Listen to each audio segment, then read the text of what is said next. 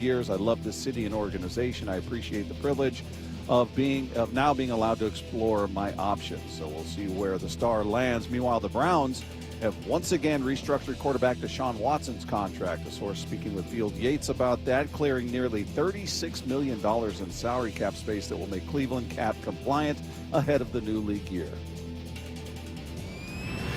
Snapshot, brought to you by Miller Lite. When it's game time, it's Miller time. This hour is brought to you by Legacy Group Capital Common Sense Lending. From the Quantum Fiber Studio, this is Wyman and Bob. On Seattle Sports. Streaming live on the Seattle Sports app and at seattlesports.com. Now, here are your hosts, Dave Wyman and Bob Stelton. Welcome, everybody. It's Wyman and Bob live from Peoria, Arizona. Seattle Sports on 710, seattlesports.com. A beautiful day out here at the Mariners Spring Training Complex. And what better way to start the show, Dave, than to bring in a guy. I think you like him. I think you may have commented on a time or 12, but we told Logan that he's our favorite. Sorry, Cal. Well, Cal Raleigh is sitting here with us. How are you, man? I'm doing great. How are you guys? Doing very well. It was it wouldn't be a complete trip if we didn't get a chance to talk to you. So I'm glad we're able to do this. Glad to be here with you guys. How's spring been for you so far? It feels like there's a strong sense of optimism, and I don't know if it's just because it's the beginning and it's new and everybody's glad to be around each other, but does it feel any different to you? Yeah, everybody is excited to be here. We're a couple weeks in now, so kind of got that first wave of rust off and getting in games and kind of getting to that point in spring where, all right, it's go time to play a little more, a little longer, and really looking forward to the start of the year. Do you get excited when this time of year? I remember every time I checked in, I would have high blood pressure because I was so excited. It's the same feeling. You get really excited, you feel like a kid again, and you get to see everybody. The anxiousness, the excitement, and that's all 30 clubs too. It's not just here, so it's a real thing, and everybody's excited. And then you hit your little waves throughout camp, and then you get close to the season and you get that feeling back again. If there's one guy on this team whose blood pressure doesn't change, it's probably him, right? You're so mellow after the biggest moments in the history of this organization. You're like, yeah, this is pretty cool. But something Dan had talked about is trying to hit the ground running for the season and maybe getting more turns up at the plate for Julio and other guys. Are you a part of that as well? Would you like more opportunity in spring to kind of get into midseason form, I guess, earlier? Yeah, I definitely made that a point of emphasis last year, trying to get a little more ready at the beginning of the year, just because I wanted to get off to a better start and kind of not put myself in a hole and not be trying to find it in season. So, spring training is really important, and I'm glad that Dan's putting a big emphasis on it and trying to get guys innings and at bats and in that kind of game shape, because there's really no way to simulate it any other way than just playing and being in the game and being out there and standing and making those throws and plays and just rep after rep. So practice is great and all, but you need the actual game feels.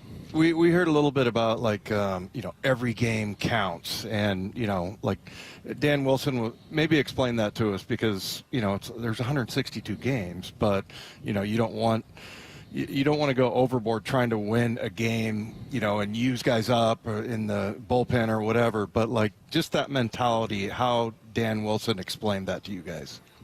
Yeah, I mean, to me, I look at it in the sense of you want to. I mean, every game counts and every game matters, and you go out there every single time to win the game. And obviously, there's going to be days where you go out there and you get your butt kicked, and that's just baseball. That's how it is. But every game is just as important as the next, and we need to be thinking of it as a sprint and not a marathon. Yeah. That's the way you look at it, and you just keep your head down. You keep your head down, and then you don't look up. And at the end of the year, you just give everything you got, because guess what? Everybody else is going to be tired of the year. It's not going to be just us. Teams are going to be hurting. Teams are going to be in the dog days of August, the late summer, and so it's not a new thing. To me, it's keeping your head down, not looking up, and just keep going and give everything you got, whether it's 100 or 60% that day. You give what you have, and it's kind of the mentality I think he's looking for, and giving everything you got that single day. Is it hard to avoid a day in August when it's 100 degrees out and you're going, oh my gosh, I don't have it today, or we don't have it? We still got 65 games left. Is it hard not to have that mentality? It's hard because it's 162 games. But I would say it's like I just said, giving everything you got that day. And, I might be going on 6 or 7 days consecutive, and I might not have everything in my legs, but I'm going to give everything I can behind the plate, and I'm going to maybe choke up a little bit and figure out, hey, I need to draw a walk today, or I just need to try to hit my single today and not try to, I don't need to hit a home run today because I don't got that today. So understanding your game, but understanding there's still ways to win the game without, feeling fresh and 100%, because nobody's going to be feeling that way at all times. And especially that time of year, you're going to be giving what you got. And it's not new, and it's not like it's just going to be our team. Everybody else is going to be struggling with that as well. And it's just kind of, that's also learning how to be a true pro and trying to figure out what your body needs and what you need to do in that kind of moment in those times of seasons.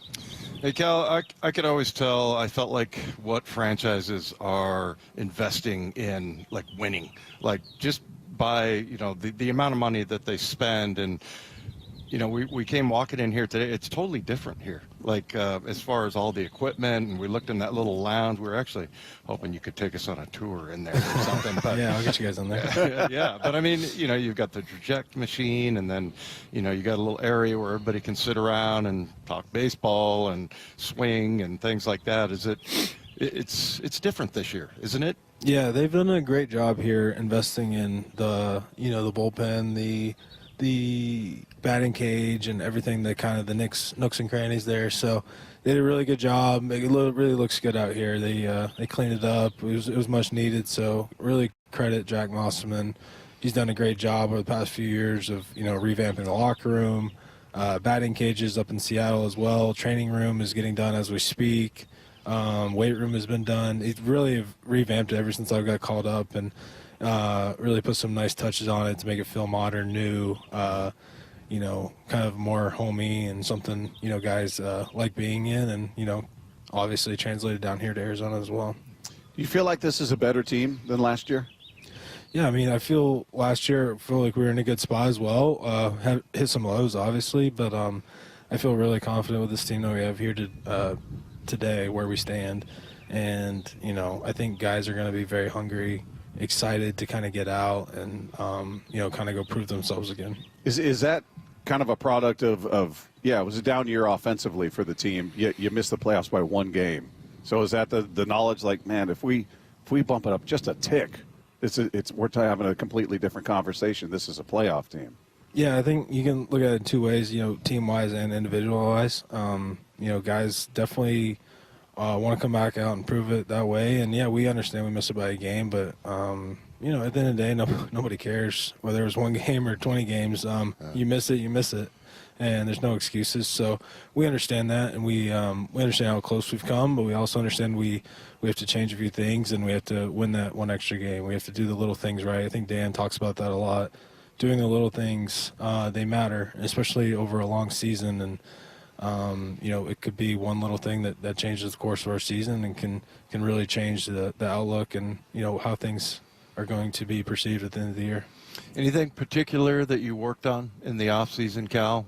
Something that you thought maybe you needed to put extra time into, or are you doing pretty much the same routine that you've always done? I'm pretty much doing the same thing I've always done, really always trying to find ways to improve and, both on both sides of the ball, catching and hitting. So really just trying to improve, obviously being a leader in this clubhouse, trying to help out as much as I can, finding ways in doing that.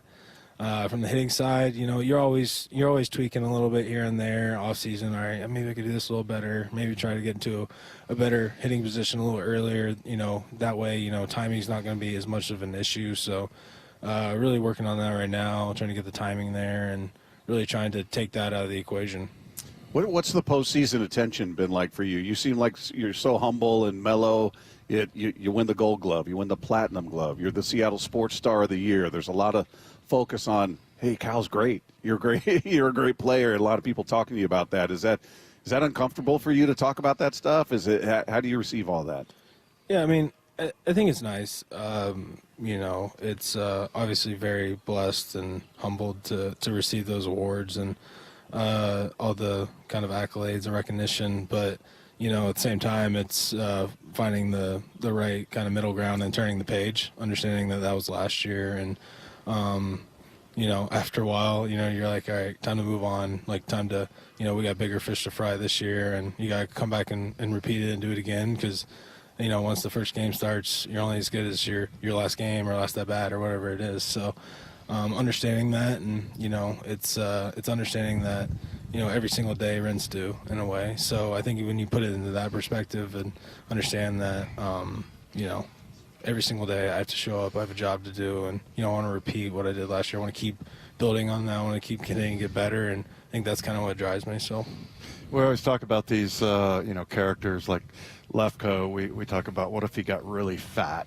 Lefko. he doesn't have that body type. No, I don't think so. But what about a cocky Cal? Cal just all of a sudden turns into a super cocky guy. I don't think that could possibly happen. I don't know. I mean, It'd be if you ask weird. my siblings, they might tell you differently. Oh, is that right? Yeah, they like to give me a hard time all the time. I was just telling Bob all these stories about my brother played football with me, and that he used to just beat the crap out of me. He's an older guy. What Probably about made you into who you are today. exactly? That's what he was trying to do. He's a nice guy. He was toughening me up. But tell us about your siblings and your relationship with them. Yeah. Obviously, they're all back east. I have two sisters and one brother. They're all younger, so I'm the oldest. My little brother, he is now taller than me. He's 14 years old, a freshman in high school. He's got all the gear in the world you can imagine with baseball. He's a switch hitting catcher. So, Wow, nice. Yeah, he just started his high school season, so I'm really excited for him, and I look forward to kind of continuing to see his baseball career take off. And my sisters were volleyball players. One's playing right now. One is now in dental school. So, you know, we're all in different kind of chapters of our lives, and, you know, they're all back east. So it's a little harder. I don't get to see them as much anymore, but, you know, I do miss them, and I'm very proud of, you know, kind of what they've become. So. Do you send your little brother like equipment and stuff like that? I mean, He's he literally gonna has love more that. equipment than any 14-year-old in the country. He has so many unnecessary things between batting gloves, and he wears all my sizes now because he's just as, you know, he's taller. He's not as thick as me yet, but yeah, he's got all the batting gloves, the swag, the catcher's gear. He wears, you know, and anytime he gets a chance, he'll come on. I'll bring him, you know, to the field, and he'll raid my locker. And we'll go out and play catch or hit a BP on the field, and I try to get him out there. But yeah, he's got way too much equipment, that's for sure. What's his name? T, it's short for Todd. My dad is Todd, so he's Todd Jr. Okay. But we just call him T because we didn't want to be any confusion. So Okay, that's pretty cool. I just can't picture cocky Cal though. It just doesn't seem to work. That wouldn't work. He loves a story about when you hit the clincher to send this team to the postseason and the celebration in the clubhouse. I went up to you. You probably don't remember. Just going, dude, you just created a memory that people are going to talk about for decades. This is going to be part of Mariner lore, and you just went. Yeah, it's pretty cool. I know. So unaffected. I didn't even realize it at the time. Honestly, I didn't. I had no idea what had just happened. Really, I was just so happy in the moment. I didn't really comprehend what was going on. And then, yeah, now looking back, I'm pretty sure years from now I'll even look back even more on it. So it's a great moment for me. It was I just cracked up at that. But hey, last year your power from the right side was bigger than the left side, and that was a surprise for a lot of people. Was that something you went into last season focusing on, is power from the right, or it just happened? No, last year I made an emphasis, you know, because the first couple of years I was a little behind on the right side, and I was like, I need to get better. You know, I need to become a threat from both sides of the plate because guys were turning me around, you know, bringing in the lefty, which they'll still do. And that is what it is. But I needed to learn how to, you know, become more of a complete hitter on that side, and, you know, how I understand maybe how it translates to my right side. And I think it was the first off season that I had really tried to differentiate. Yeah. It's a mouthful, but I tried to, you know, take them and let them be separate and not try to do the same things on both sides. And I found a lot of success doing that and treating them differently and understanding they're two different swings. Who do you see the biggest change in as far as any pitcher, but particularly the rotation? It seemed like listening to Bryce Miller, he all of a sudden sounds like a pro. You know, he just sounds different. The other guys were giving, like Logan was giving him a hard time. He says, yeah, he has like 14 pitches apparently or something like that. But who has made a big jump that you've noticed? Yeah, I mean, like you said, Bryce has done a great job, really kind of coming into his own, understanding what he needs to do. You know, really took a step forward last year, getting a full season, becoming a guy you can rely on, getting deep in games, and, you know, constantly understanding, you know, he's doing his work, he's doing what he needs to do, his prep and things like that. I'm looking to see Brian Wu kind of take a step forward this year, trying to get a full season under his belt, trying to stay healthy, understand, you know, kind of, you know, it's not, you're not going to feel great every single day, every single time you go out there, but, you know, giving what you have that day, like I was saying earlier, and understanding, you know, that's how the season goes. You know, you're going to have 30-something starts, you know, 10 of them you're going to feel amazing, 10 you're going to feel okay, and there's probably going to be 10 where you feel like crap. And, you know, what are you going to do with those okay days or those crap days? And that's kind of, you know, how you see the great ones kind of separate themselves. We were talking to Wu earlier, and we brought up the comment that you threw out there about easy cheese, and he kind of looked like he wasn't sure if that was a compliment at first, and then obviously it was. Yeah. But what in watching his mechanics, I was comparing him to Mariano Rivera. Not that they're similar, only in that it looks effortless. Yeah. The velocity looks. Some guys you can tell. Logan, when he's firing it up there, you can see he's putting that effort into it. With Wu, it really is such a smooth. It seems to just pop out of his hand. Is that something as a catcher that's different for you to catch versus Logan or anybody else who looks like they're really putting everything into it?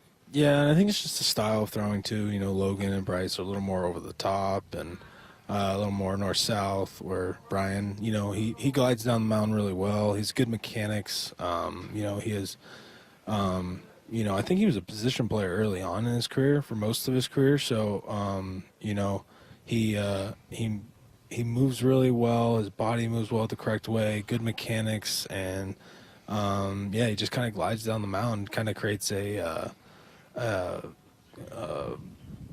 Trying to think of the word, like it's kind of like, it's hard to pick up. You know, Yeah. it's hard for guys to kind of deceptive. see that. Yeah, deceptive. Like, it's very deceptive with his motion, and you know, I comped him to like guys like, you know, you see like Wheeler and DeGrom, guys who just really do a good job getting down the mound, like with their body movement, and he's similar in that way with how he kind of moves.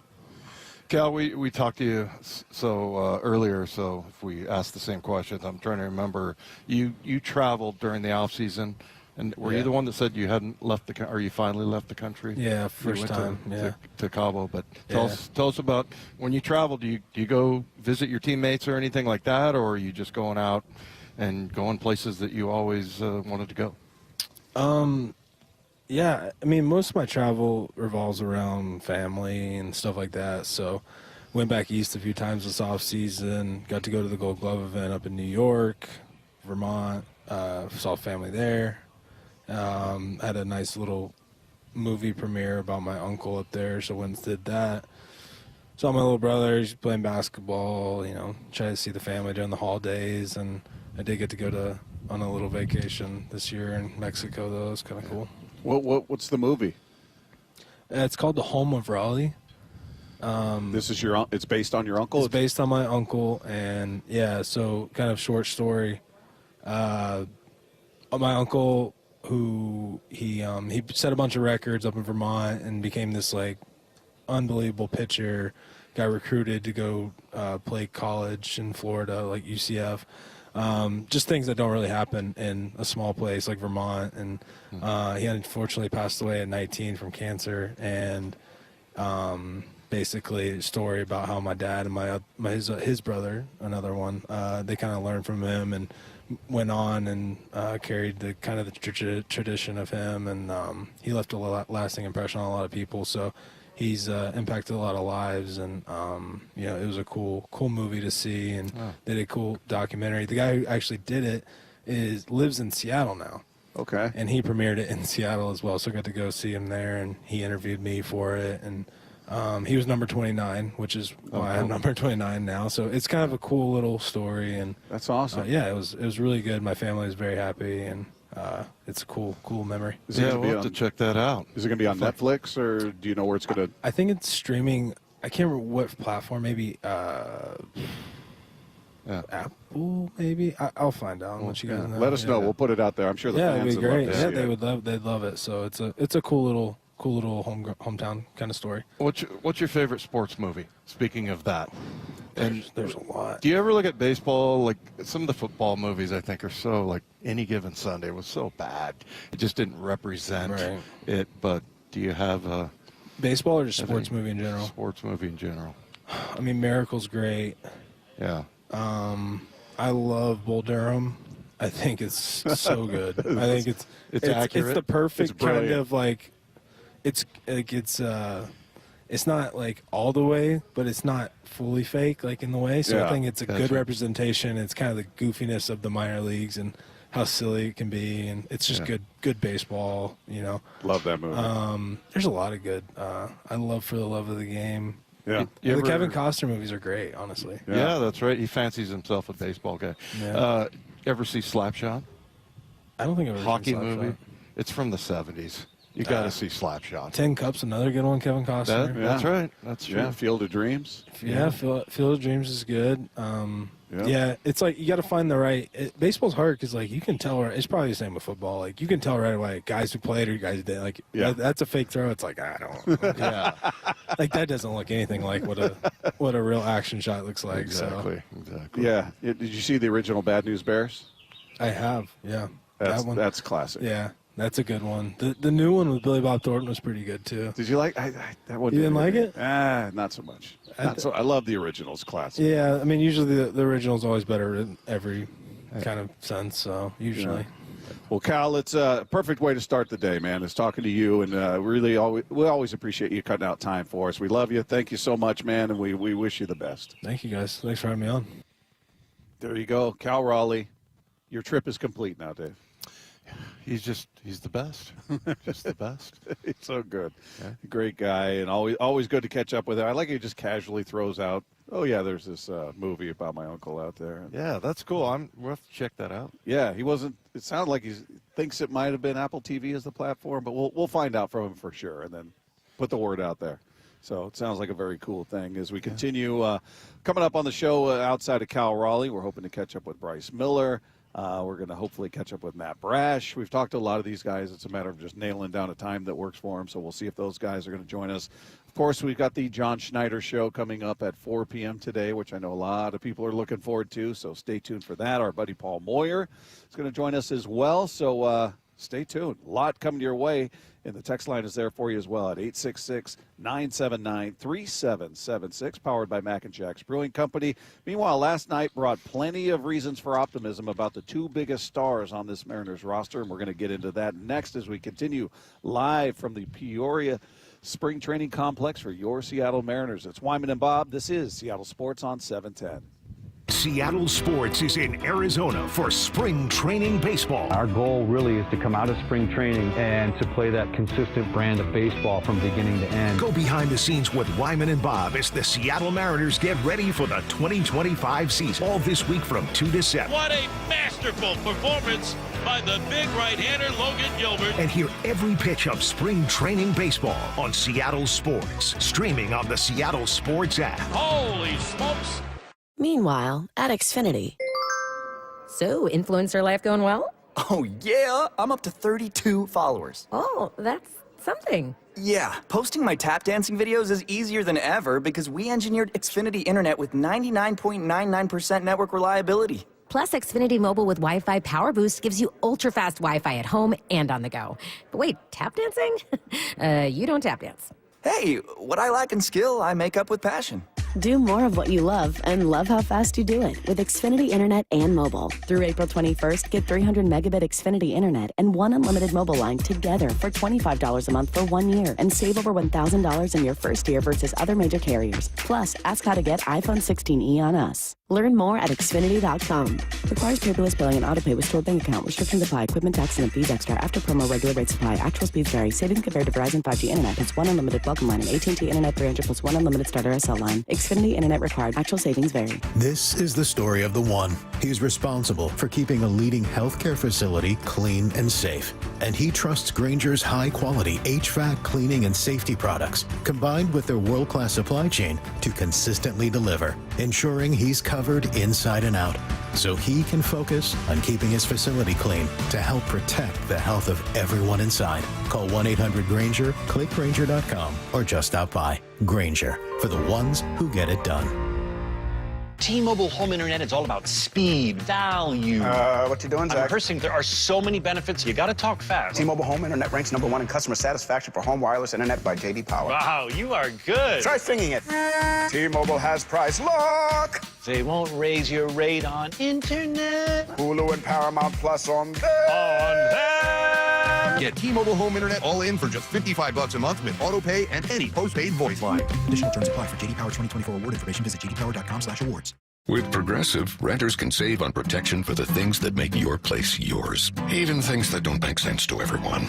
People always wonder why I don't get rid of my guitar since I never play. But it's like, what if I actually end up taking lessons? Sure, I've had it for 8 years, but if I get rid of it, then what will my New Year's resolution be next January? Exactly. So bundle your renters and auto and save with Progressive and protect the things that make sense to you. Progressive Casualty Insurance Company and affiliates and other insurers not available in all states or situations. Covered subject to policy terms and conditions. Okay, I have to tell you, I was just looking on eBay where I go for all kinds of things I love, and there it was. That hologram trading card. One of the rarest. The last one I needed for my set. Shiny like the designer handbag of my dreams. One of a kind. eBay had it, and now everyone's asking, ooh, where'd you get your windshield wipers? eBay has all the parts that fit my car. No more annoying. Just beautiful. Whatever you love, find it on eBay. eBay. Things people love. This is the story of the one. As a quality technician in a food processing center, she knows that making the right call is the best way to avoid a recall. That's why she trusts Grainger's world-class supply chain to deliver the high-quality supplies she needs to help keep her production line, her equipment, and her customers happy and healthy. Call 1-800-GRAINGER, click Grainger.com, or just stop by. Grainger, for the ones who get it done. The John Schneider Show. Every Thursday until draft day on Wyman and Bob. Listen live Thursdays at 4 p.m. or watch the interviews on the Seattle Sports YouTube page.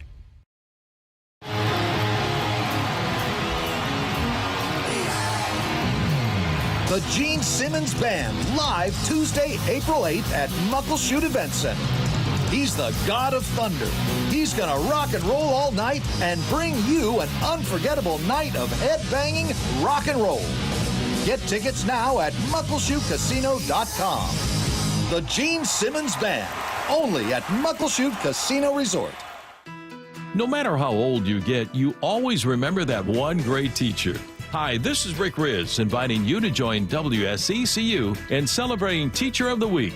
Great teachers inspire. Nominate a teacher you feel has changed a life in our community. This year, we're going to honor 24 great teachers with grants of $500, courtesy of WSECU, the credit union for Washington. Teachers are the real MVPs. Nominate an exceptional teacher now at mynorthwest.com/teacher. Hey, Brock Ewart here. And as a former college and professional player and quarterback in particular, the years of wear and tear and some of those hits left my knee and some of my body in some constant pain. On and off the field, the weight room, all those heavy squats and all of it. In fact, my knee was really bothering me last year. That's why I decided to try stem cell injection therapy with Dr. Daniel Nelson at Eastside Pain and Regenerative Medicine over there in Kirkland. And really, it was an awesome decision. With Dr. Dan, the procedure itself was so quick and easy. In and out, same day. Next day, I'm out watching football practice, a baseball game, and the staff was absolutely A+. And my knee, well, it's a whole lot better now, and I'm back to squatting and enjoying a much better quality of life. Call Dr. Daniel Nelson, MD, with Eastside Pain and Regenerative Medicine. Over 30 years of experience. No one, and I mean no one, has more experience in pain medicine techniques. You can reach him at 425-823-4000. That's 425-823-4000 or DanielNelsonMD.com. This hour is brought to you by Legacy Group Capital Common Sense Lending. From the Quantum Fiber Studio, you're listening to Wyman and Bob. Weekdays 2 to 7. On Seattle Sports and 97.3 FM HD2. We continue live from Peoria, Arizona. It's Wyman and Bob, Seattle Sports on 710. Still to come on the show, in case you guys just tuned in, Paul Moyer will join us at 3 p.m. John Schneider at 4 p.m. You don't want to miss that conversation. Cal Raleigh joined us in the previous segment. You'll be able to find that conversation if you missed it on the podcast page after the show at seattlesports.com. Just click the podcast tab. Scroll down to our picture, click on that. It'll be right there waiting for you. Let's take two. Bob Rundown reported last night that Ernest Jones had off-season knee surgery, which could potentially delay a new contract with the Seahawks. But then both Ernest Jones and his agent kind of weighed in. So Ernest Jones' agent responded to a tweet by saying the doctors actually fixed an issue that Ernest Jones has had for more than a year. He's going to be the healthiest he's ever been. Yeah, I also saw Ernest Jones responding to somebody who saw the update on his injury, and they said, I can't take it anymore, is what they said. And then Ernest Jones said, the knee wasn't an issue when I came and helped change things. Yeah, obviously. So, yeah, I think that's funny that the agent is spinning it as he's going to be better than ever. I mean, it's never good when you have surgery, but it obviously did not affect him because he played really well. So. Well, how good could he be at 100%? I don't know if he was at 75 or what. We don't really know what was going on. Well, I always say it's like a mission, a rocket launch from Cape Canaveral. It's either a go or a no-go. He was able to play. He played really well. I guess he's done. Okay. That's enough out of you, Dave. I'll stop talking now. He's done with your talking, apparently. That's enough. We can hear from you later about Ernest Jones. I would have thought Matt was back in the studio. No, Ian's got a shorter fuse. Matt did that remotely, actually. He's checking in from Comic-Con and just thought, I'm going to mess with Dave right now. He did it dressed as Luke Skywalker. Well, the Mariners also announced their spring breakout roster for their March 14th game against the Guardians. It includes 11 of their top 12 prospects, 6 of whom ranked in the Baseball America top 100 prospects. I think the most important thing would be make sure the weather is nice this time. Yeah, they called it the Futures game last time, and that was the time we were here, and we're all excited to see the game. And then a torrential downpour came in, followed by high winds and really cold temperatures, and it got canceled. So hopefully that'll be happening, and looking forward to seeing the young guys out there, many of which we hear their names over and over and over. Yeah. Right. So there's always a hard curiosity with those. Well, and it's always cool to think about, that we were talking about guys like Cal Raleigh and Logan Gilbert, a while ago like that. Yeah. And now they're just fixtures, and they've done such a good job with their farm system, just building that. So it'll be exciting to see these new guys. Got to be patient with those guys. Yeah. And as Lefko said, hopefully the weather will be good. I mean, it's been up and down. Tomorrow's not supposed to be awesome. Yeah. So we'll be a little bundled up as we are right now. The sun is behind us. We're in the shade, and the wind is blowing extremely hard out here. So either way, it'll be fun to see those guys out there. Take Two is brought to you by Swedish Cyberknife. Treat prostate cancer with Swedish Cyberknife. Swedish.org/cyberknifeprostate. Again, the text line is there for you guys at 866 979-3776, powered by Mac and Jack's Brewing Company.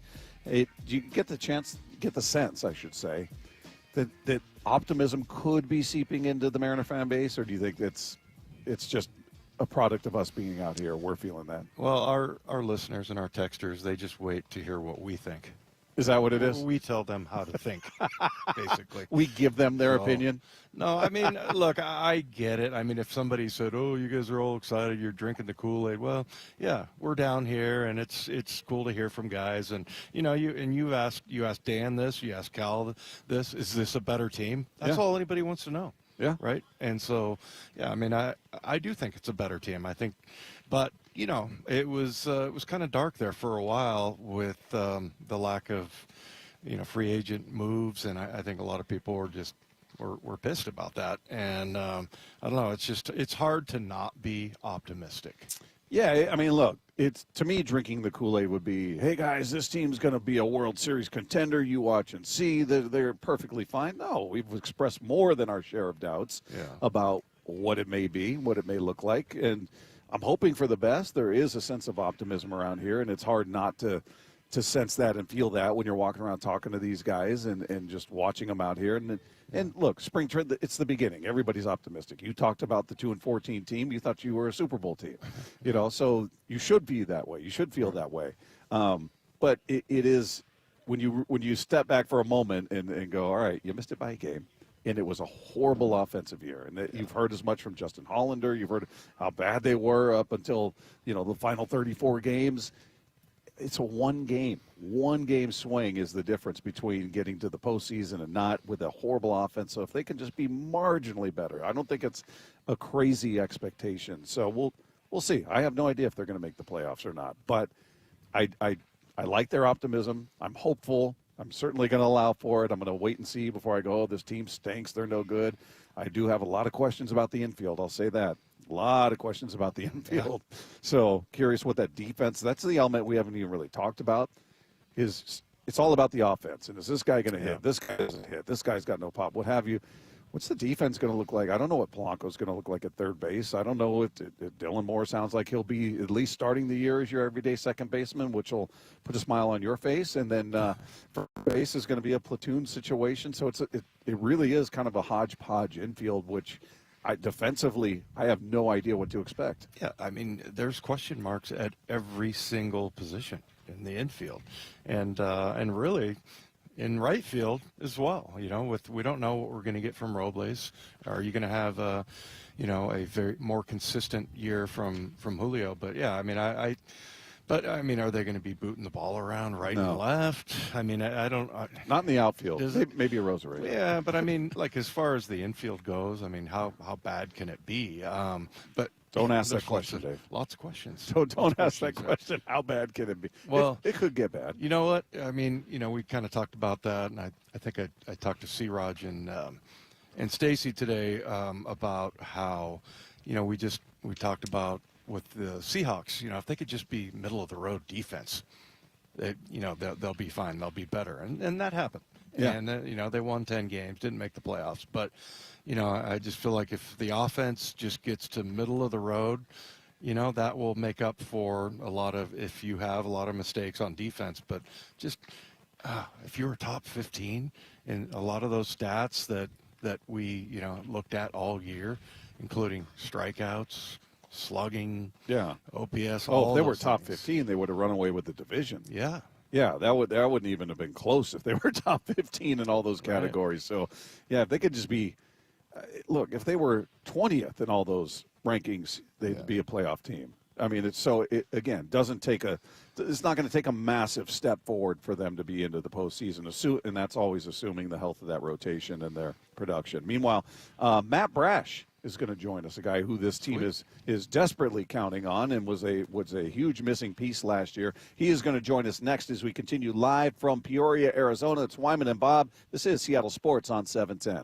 Seattle Sports is in Arizona for spring training baseball. Our goal really is to come out of spring training and to play that consistent brand of baseball from beginning to end. Go behind the scenes with Wyman and Bob as the Seattle Mariners get ready for the 2025 season. All this week from 2 to 7. What a masterful performance by the big right-hander Logan Gilbert. And hear every pitch of spring training baseball on Seattle Sports. Streaming on the Seattle Sports app. Holy smokes.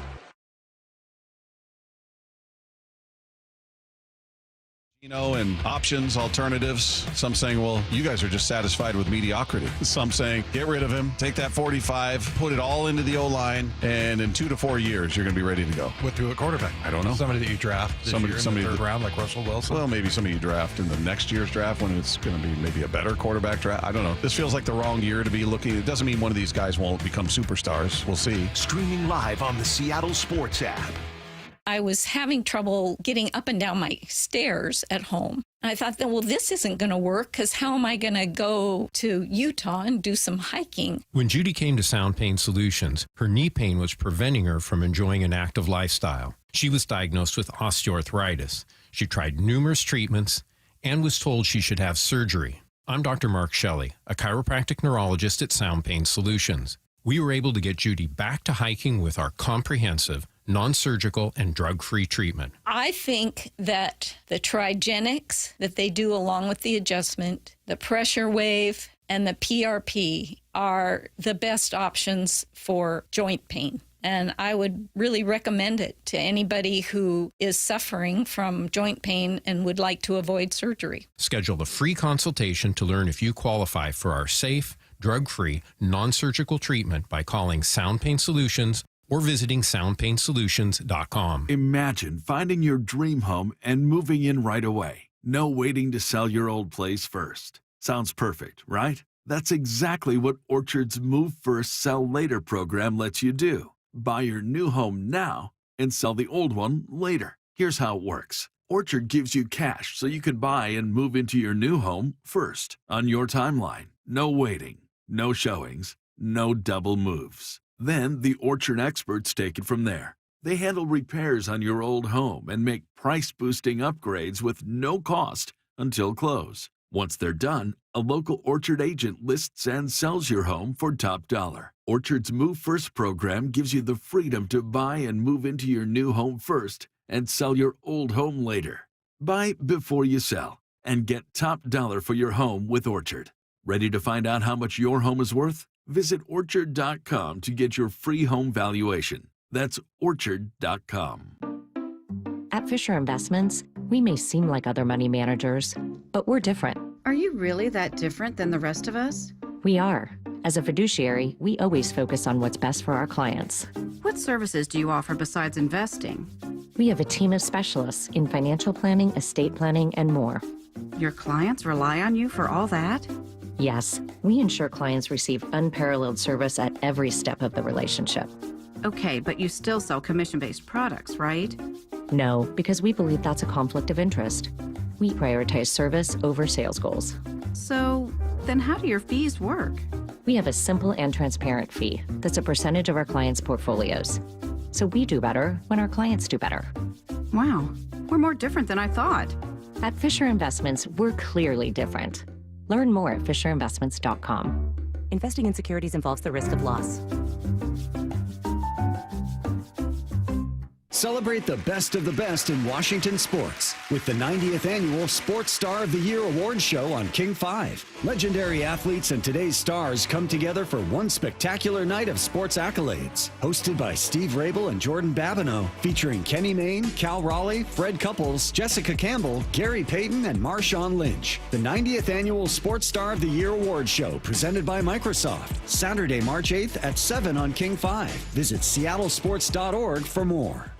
Seattle Sports is in Arizona for spring training baseball. Go behind the scenes with Wyman and Bob all this week from 2 to 7. On Seattle Sports. Over the past decade, Washington state politicians have doubled state spending with no improvements to the issues we care about. Instead, we now have the third highest cost of living in the nation and a $12 billion deficit.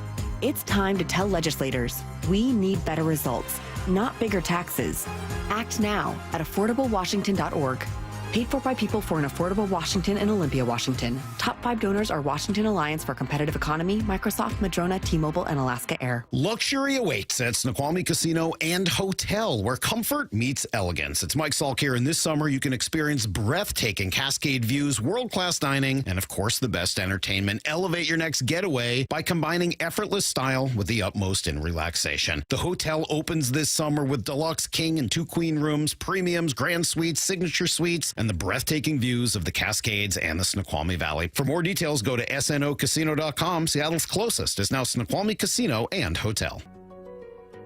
So I formed Davis Law Group about 30 years ago, and I would get, the same questions from people about what to do in the case of an accident. Do you need a lawyer? To the point where I decided that I would at least write a book which would answer the common questions that I would receive as a lawyer. Once I wrote my first book, it proved to be hugely popular. I decided to write then a series of books in different accident cases so that we could really teach people about their rights, how to protect them, and how to decide on whether they need a lawyer and what lawyer to hire. I've found in my career that having a client that is educated and knowledgeable about their particular type of case really helps the client and also usually ends up making the case or the claim more successful. To get your free copy of any of my Washington accident books, visit WashingtonAccidentBooks.com.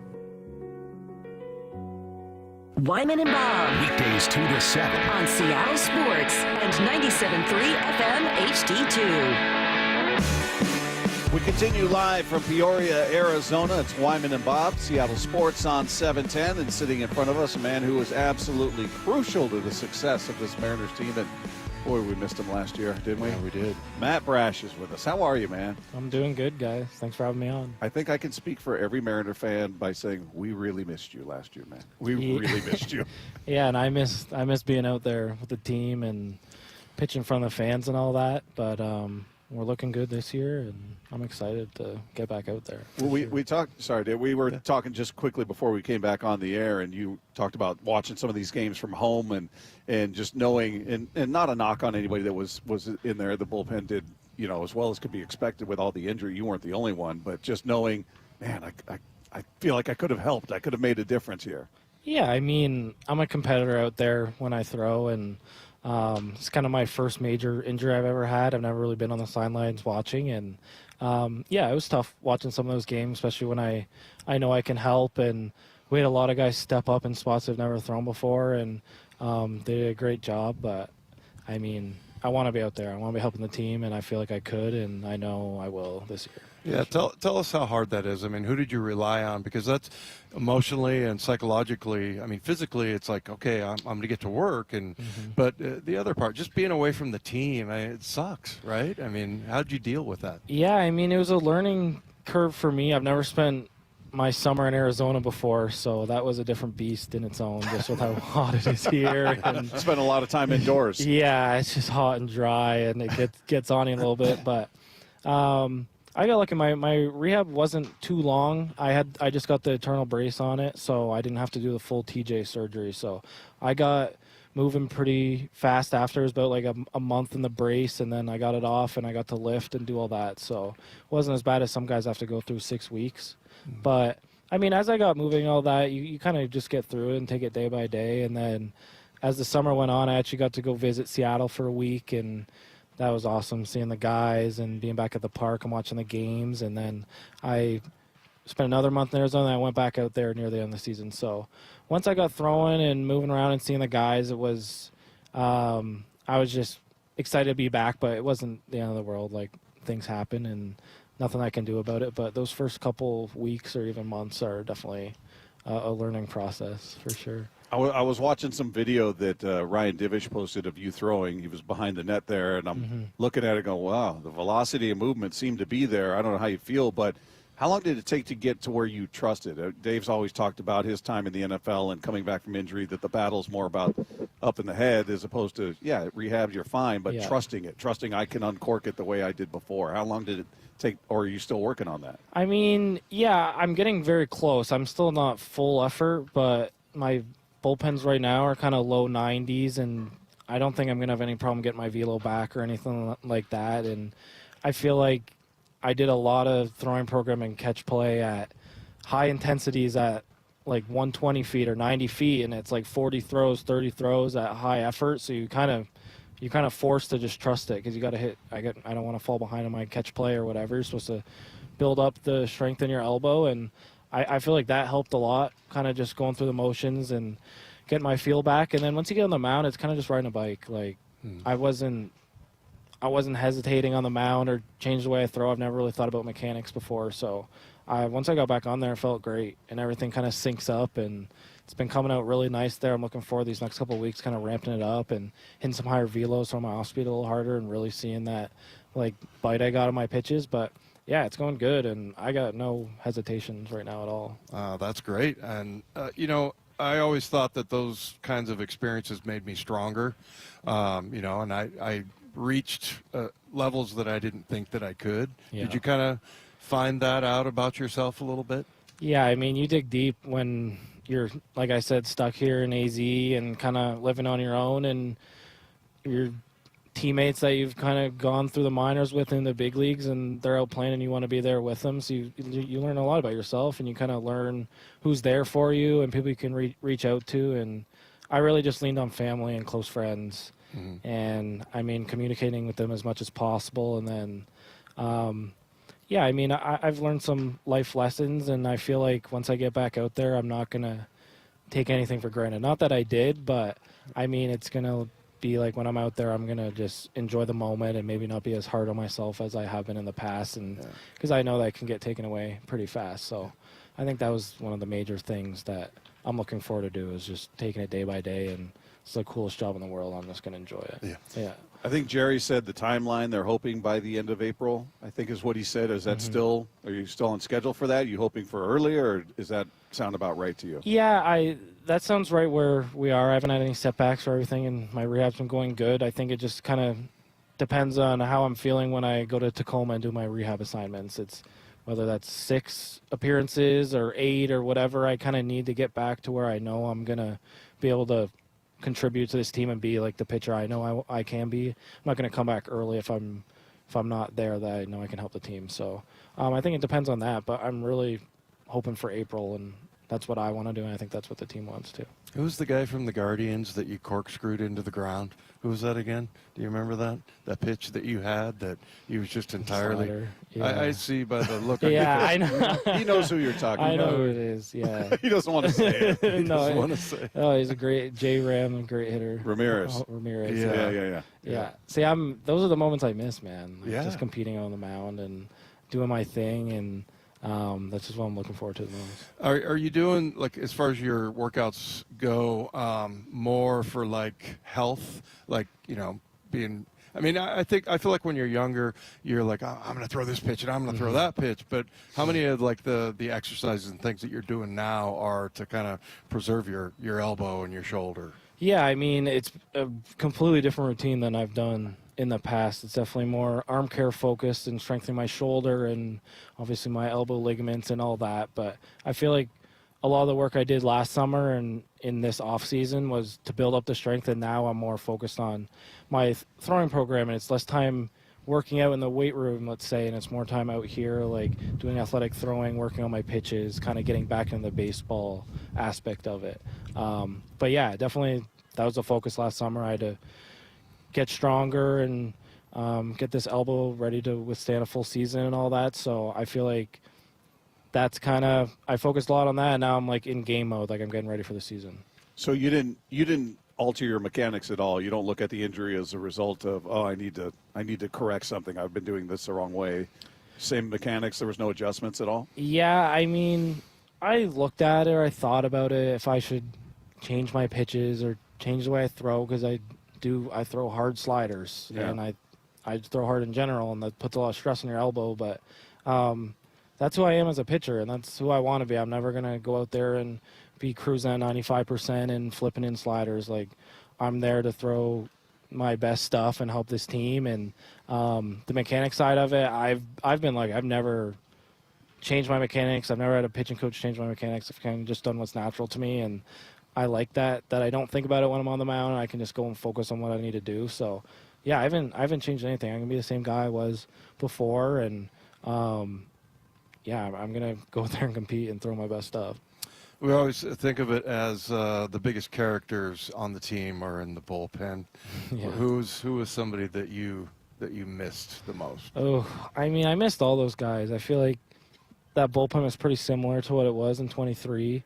Guys like Thorny and Sauce and Snides is awesome. Gabe, like Munoz is one of my favorite guys too. He's always checking in on me through my rehab because he's been through similar stuff going through TJ a while ago. So all those guys check in on me, and they're all characters. Like Sauce and Thorny are hilarious. My lockers are beside them in the locker room, and they keep it light, they keep it fun, and that's the stuff you really miss, is being in the locker room and traveling and going on the plane with those guys. So yeah, like I said earlier, I'm stoked to be back and be a part of the team, even though I'm kind of on my rehab schedule. Like, they're in games, I'm still throwing bullpens. I still get to go to catch play with them and do stuff with them off the field. So it's been fun. I love that you said it's the coolest job in the world.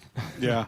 Yeah, it looks like it is. It really is. It looks like it is. By the way, is Saucedo is good. Everybody talks about how he makes all these goofy noises, and he's just one of a kind, man. He's just himself. Like, sometimes you get guys like quieter, like reserved or whatever. Like Sauce he's just gonna be himself, and I feel like he's really comfortable around us because we find him hilarious. So why wouldn't he be? But yeah, man, these all those guys down there, you're with those guys a lot. Those bullpen guys, like every game you're chatting it up till it's time to go in, but you got 4 or 5 innings where you're just hanging out. So you get to know those guys. But yeah, everyone's awesome down there. But yeah, Sauce is definitely. It's like me and this guy. I mean, I talk to this guy more than my wife. You really get to know somebody for sure.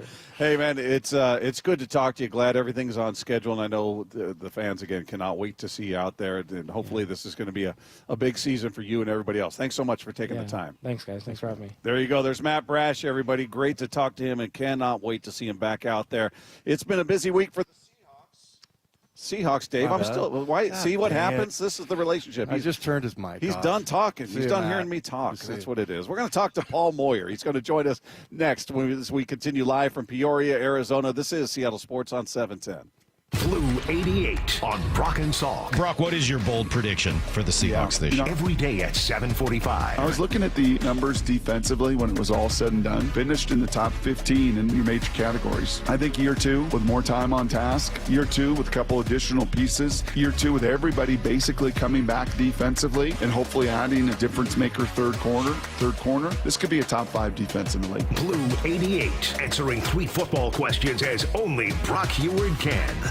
Emerald Queen Casino, the entertainment capital of the Northwest. The best place to watch all your favorite sports. Featuring wall-to-wall viewing screens, 6 windows, and 30 kiosks. Be there at emeraldqueen.com. Emerald Queen Casino, the entertainment capital of the Northwest. Let's talk about your hair. Well, maybe after we talk about my hair. I've got great hair, as you know, and it's because of Advanced Hair. Yep, Advanced Hair Restoration. Their simple one-day treatment offers life-changing results that I can attest to. Guys, it's not magic, but it's close to it. They put hair where you need it most, and bam, it grows. It's actual science. Advanced Hair has top-rated physicians, modern technology, and best of all, you get your very own natural hair that begins to regrow the very next day. It's even guaranteed to grow for life. So schedule your free consultation now at 425-449-8185. Mention Curly to qualify for $250 off and 250 free hair grafts. It's a limited time offer. Advanced Hair, the winner of the 425 Business of the Year, and the team that gave me my hair back. More importantly, they'll do the same for you, guaranteed. 425-449-8185 or advancedhair.com. Guys, did you know your testosterone level impacts your energy, libido, sleep, weight, hair loss, mood, and even ED? And right now, Revive Men's Health Seattle will check your testosterone for free. They've helped thousands of men since 2011 feel and perform better. They're so confident they can help you, they even guarantee it. Schedule your free testosterone test, exam, and consultation today. Call 206-529-1111. That's 206-529-1111. Or visit ReviveMen'sHealth.com. This is the story of the one. As a quality technician in a food processing center, she knows that making the right call is the best way to avoid a recall. That's why she trusts Grainger's world-class supply chain to deliver the high-quality supplies she needs to help keep her production line, her equipment, and her customers happy and healthy. Call 1-800-GRAINGER, click Grainger.com, or just stop by. Grainger, for the ones who get it done. When it comes to great deals on tax prep, Jackson Hewitt isn't holding back, and neither is this commercial. Their offer is so big, it has to be said with Reverb. Expert tax prep for $149 or less. It's a deal so spectacular, it needs a symphony, some explosions, and a clock ticking, because this offer, $149 or less. And soon, one expert tax prep for $149 or less. Try Jackson Hewitt today and save. Whew. Limited time offer for new clients on federal returns. Participating locations only. Terms at jacksonhewitt.com/149. Febreze. It's a classic odor tale. You fried fish for dinner, cleaned up, but the smell is still in the house. And the neighbors are coming over for game night. They're on their way. And then you spray Febreze Air Mist. Febreze Air starts working instantly to fight even your toughest odors, so you go from fish to fresh like that. Now all you have to worry about is Pam cheating at charades. Breathe happy, Febreze, la la la la la. This is the story of the one. He's responsible for keeping a leading healthcare facility clean and safe. And he trusts Grainger's high-quality HVAC, cleaning, and safety products, combined with their world-class supply chain, to consistently deliver, ensuring he's covered inside and out, so he can focus on keeping his facility clean to help protect the health of everyone inside. Call 1-800-GRAINGER, click Grainger.com, or just stop by. Grainger, for the ones who get it done. Meanwhile, at Xfinity. So, influencer life going well?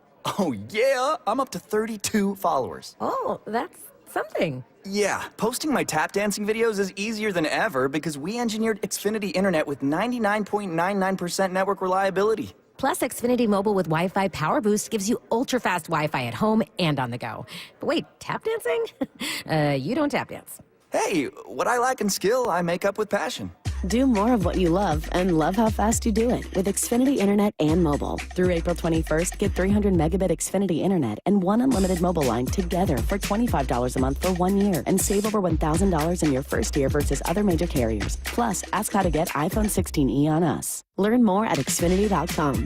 Requires paperless billing and autopay with stored bank account. Restrictions apply. Equipment tax and fees extra. After promo, regular rates apply. Actual speeds vary. Savings compared to Verizon 5G Internet plus one unlimited welcome line and AT&T Internet 300 plus one unlimited starter SL line. Xfinity Internet required. Actual savings vary. Stream every Seattle sports show with the Seattle Sports app. Brought to you by Fred Hutchinson Cancer Center Proton Therapy. Get new videos, podcasts, and articles on the Seahawks and Mariners from your favorite Seattle sports personalities daily. Let's go! This is Seattle Sports. Streaming through the Seattle Sports app. KIRO AM Seattle. KIRO FM HD2 Tacoma. Home of the Seahawks, Mariners, and everything Seattle sports. Seattle Sports Snapshot. Well, injury news for the New York Yankees. Their pitcher Luis Gil will be sidelined for at least 3 months because of his lat strain, and DH Giancarlo Stanton will have surgery on his elbow only as a last resort. That, according to GM Brian Cashman, getting an update. As far as Gil goes, the reigning AL Rookie of the Year cut short a bullpen session on Friday because of tightness in his pitching shoulder. 26-year-old right-hander went to New York for an MRI that revealed the high-grade lat strain. We'll see what happens with him. Meanwhile, in the NFL, the Jacksonville Jaguars are trading, I should say, wide receiver Christian Kirk to the Houston Texans for a 2026 7th-round pick. This, according to ESPN's Adam Schefter. Snapshot brought to you by Miller Lite. When it's game time, it's Miller time. This is the moment many wait for. The most entertaining. A man of wisdom, a man of experience, Dave. The most informative. To bring light to a dark subject. To bring positivity to a negative world. The incredible Paul Moyer. Moyer out. He's here, everybody. The incredible Paul Moyer joining us on the Emerald Queen Casino Sportsbook Hotline. Hello, Paul. Hello there. I usually say how you doing, but not as well as you guys hanging out. And are you guys going to the Peoria game or the one in Scottsdale? They got a split squad tonight. We'll be the one right here next to the complex. Peoria is the one we'll be at. You know what I don't get is why every game isn't streamed. I mean, how hard? I mean, you guys stream your show. Just flip it around, go into the press box, flip the thing down so they can see you, and in the background we can watch the game. How hard is it? I think it's because the masses demand that we stream our show, whereas the Mariners, it's... Yeah, well, it sounded like Paul kind of discounted our show a little bit there. And, No. I was saying even the Wyman your Bob show. Even this rinky-dink little operation you guys call a show is being streamed. I was trying to say the Mariners need to be as important as you two. Get streamed. That's right. That's how I view it too. Yeah. Hey, Paul, let's just get right into the mud on this one. The whole DK Metcalf thing. We'll get your take on Tyler Lockett certainly, but how surprised were you that it came out that not that DK there was a trade, because that's been, or a potential trade, but that had been talked about a bit, or rumored that teams were interested, what have you. But the fact that it was DK requesting a trade, how surprised were you? Not surprised. And I'm not disappointed, not excited, not anything. I think it's just, the business as usual in the NFL. And I was curious if, particularly with JSN's success, if this would translate. I think DK is a unique talent. He's not an elite wide receiver, but he has elite stats. And so I think he's very tricky. And what I mean by elite stats is, you got to go to Jefferson and, I'm looking at big plays, plays over 20 yards. I mean, DK was fourth this year with 20. Justin Jefferson had 28, but Justin Jefferson had almost 50 more targets to get those extra 8 bigs. So, DK is an explosive guy. And if he had more targets, that's a unique stat right there. He's just not a unique wide receiver in this day and age, this type of game. And it's about route running. It's about creating opportunities and crossing routes, and it's quick game. DK is best in long game, and that takes time, and you got to have a great run. And I think I know the type of team that needs to exploit him, and it's actually, to me, the type of team that McDonald's trying to do, and that's a great running game, play action. You force teams not to put a shell over him. He struggles with cover two. It's been going on for a couple of years. It's hard to get him open in those situations, but it can happen. So I just think it's tricky. You don't want to lose a guy like DK Metcalf because he's such a unique athlete. And he can win a game for you at any time. At the same time, when you go over 17 games, there's going to be real inconsistencies. I think he needs volume, but you go and look at his catch, the number of targets he gets with catches and some of his drops, those inconsistencies there. So real tough one. I make a case, you do not trade him this year. It's not going to cost you. Well, it's going to cost you, but you don't have to trade him. I was reading a couple of your guys' articles. He doesn't have the leverage. But at the same time, boy, you could use that money. There's a ton of free agent wide receivers out there.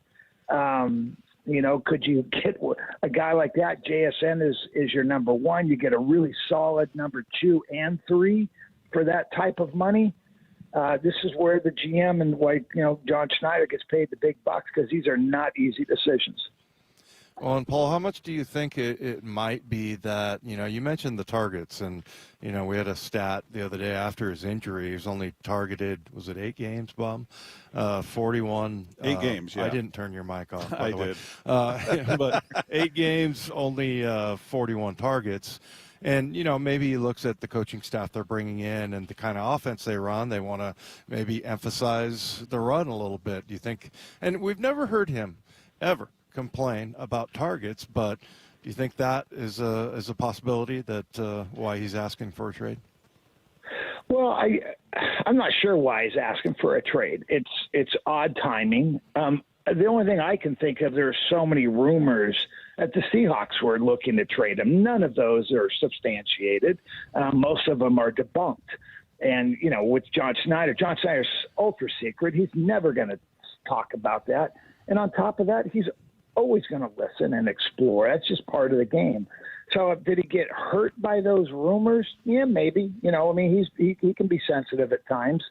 I don't know why. You look at this team. I think it's up and coming.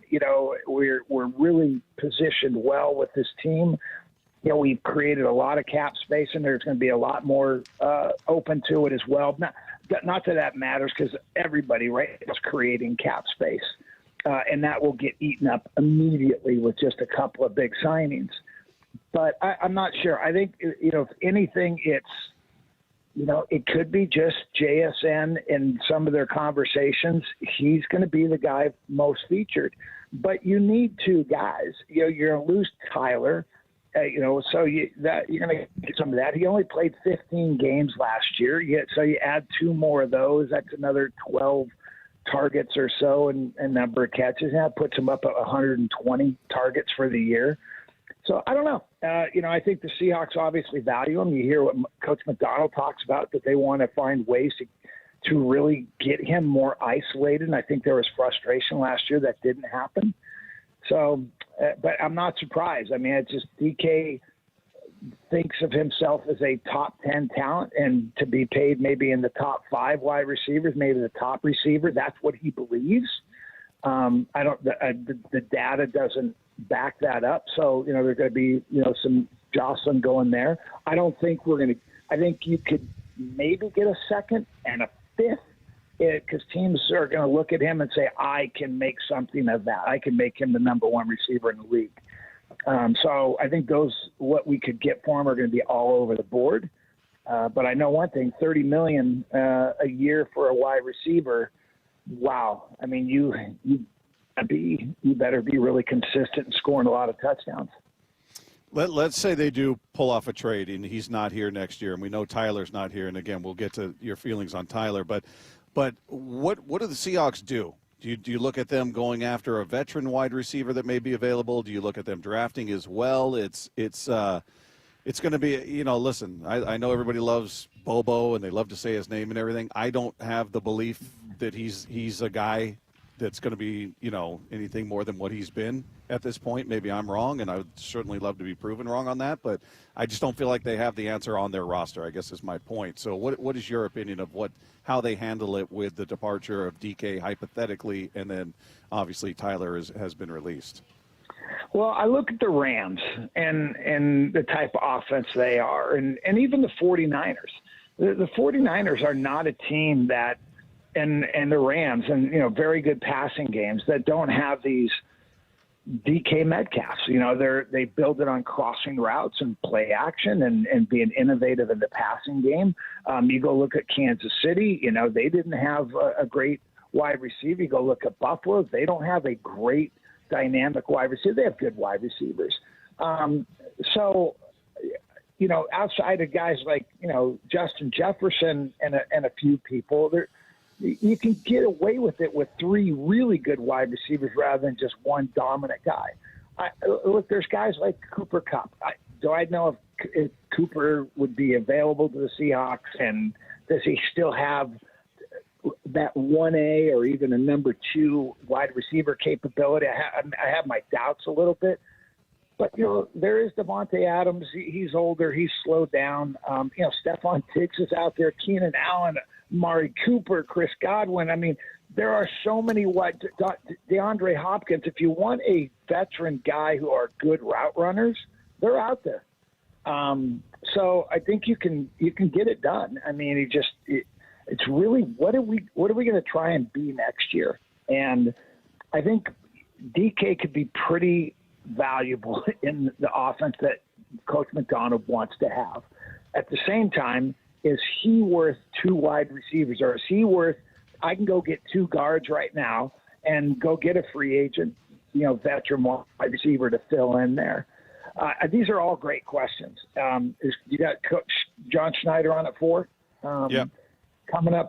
Well, I'll be listening because it's fascinating. I don't know how much you're going to get from John. I mean, he's going to acknowledge the trade, I'm sure, and the disappointment that leaked, because he's very much about, hey, we don't let things get outside this building, and it probably didn't come from his group.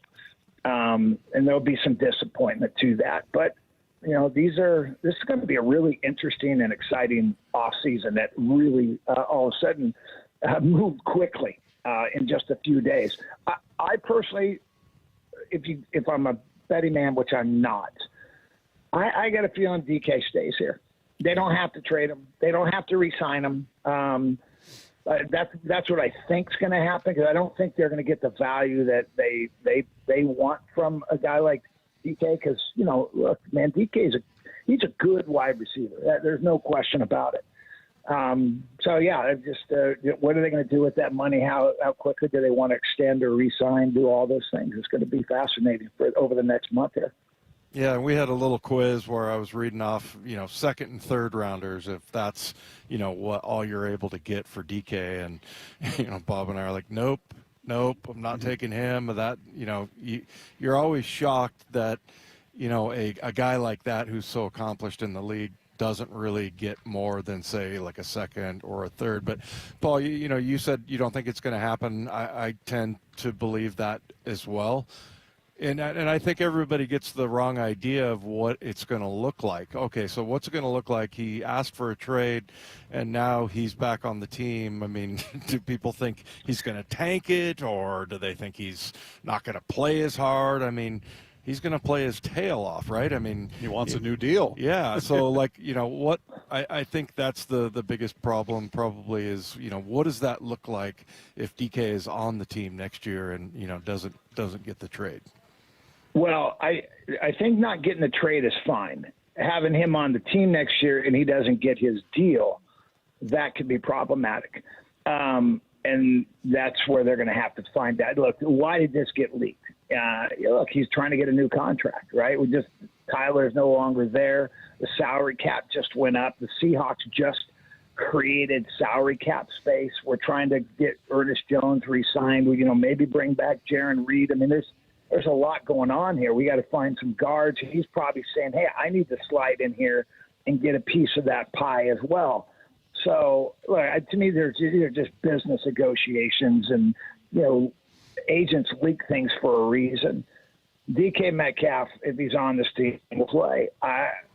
But I think the Seahawks are going to have to manage that. If we don't trade him and we don't re-sign him this year, going into next year, I think that would be more difficult because he has a very strong personality, and you can't have him not focused on only football. I mean, that's got to be his number one priority. It can't be a contract. Hey, Paul, let's get a thought from you on Tyler Lockett, who Dave and I mean, we can't throw any more bouquets his way. I mean, he deserves every accolade, every kind word said about him. Statistically, the second best receiver in the history of this organization behind Steve Largent. Just a quality receiver on the field, a great receiver on the field, a great human being. I mean, what else can you say? I'm gonna miss that guy. It doesn't sound like he's got any intention of retiring. I really hope he pairs up with Pete out in Vegas. We'll see. But just a thought from you on the departure of Tyler Lockett. Yeah, I mean, look, it's obviously a departure right now, and rightfully so with the contract, and they had to do what they did, no question. I mean, he reminds me a little bit of Steve Largent, in that just such a quality human being. I mean, just so entrenched in this community, and just the love people have for him. I was reading one of your guys' articles, or somebody, but why are guys like him and Doug Baldwin not got as much respect around the league? Well, that happens to any player. That's not a Hall of Famer. When you're just a really good player, the value is more with your team than other people. They're looking at the most elite receivers and running backs and quarterbacks in the world. So for us to have somebody with him that long and the Seahawks to acknowledge what he brought to the table, I mean, he had unbelievable numbers. He was such a clutch receiver. He has some of the greatest catches in Seahawk history. Yes, he's going to be missed. He's so good in front of the media and how he handled the locker room and, just his faith. You guys know where I am on my faith, and just listen to him. I mean, it's refreshing in a world that, often isn't humble in their conversation. So he'll be missed. Now, with that being said, let me pull this back a little bit. Well, why can't he come back? Would the Raiders give him that much more than the Seahawks would? I think it was like kind of a Bobby Wagner thing too. I remember when Steve Largent, when we saw the diminishing returns, and decided to retire. That's hard to watch. And Steve got out at the right time. He said, I'm going. He could have kept playing. You saw a little bit with Bobby Wagner. You started to see it a little bit with Tyler over the last year, and you said, with these contracts, it's coming. But if you don't want to retire, Bobby ended up playing here again. Why? If they said, hey, we'll pay you $3 million, you're going to be the number 3 receiver.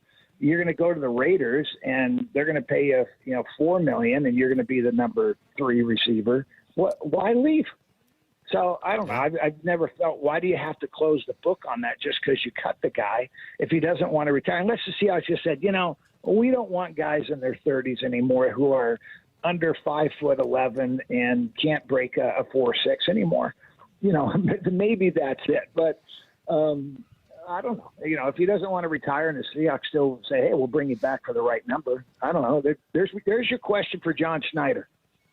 There you go. Well, and I was going to ask you this question differently, like what was it about Tyler Lockett? But I'll say, what is it about Tyler? You're an old defensive back. Not old, sorry.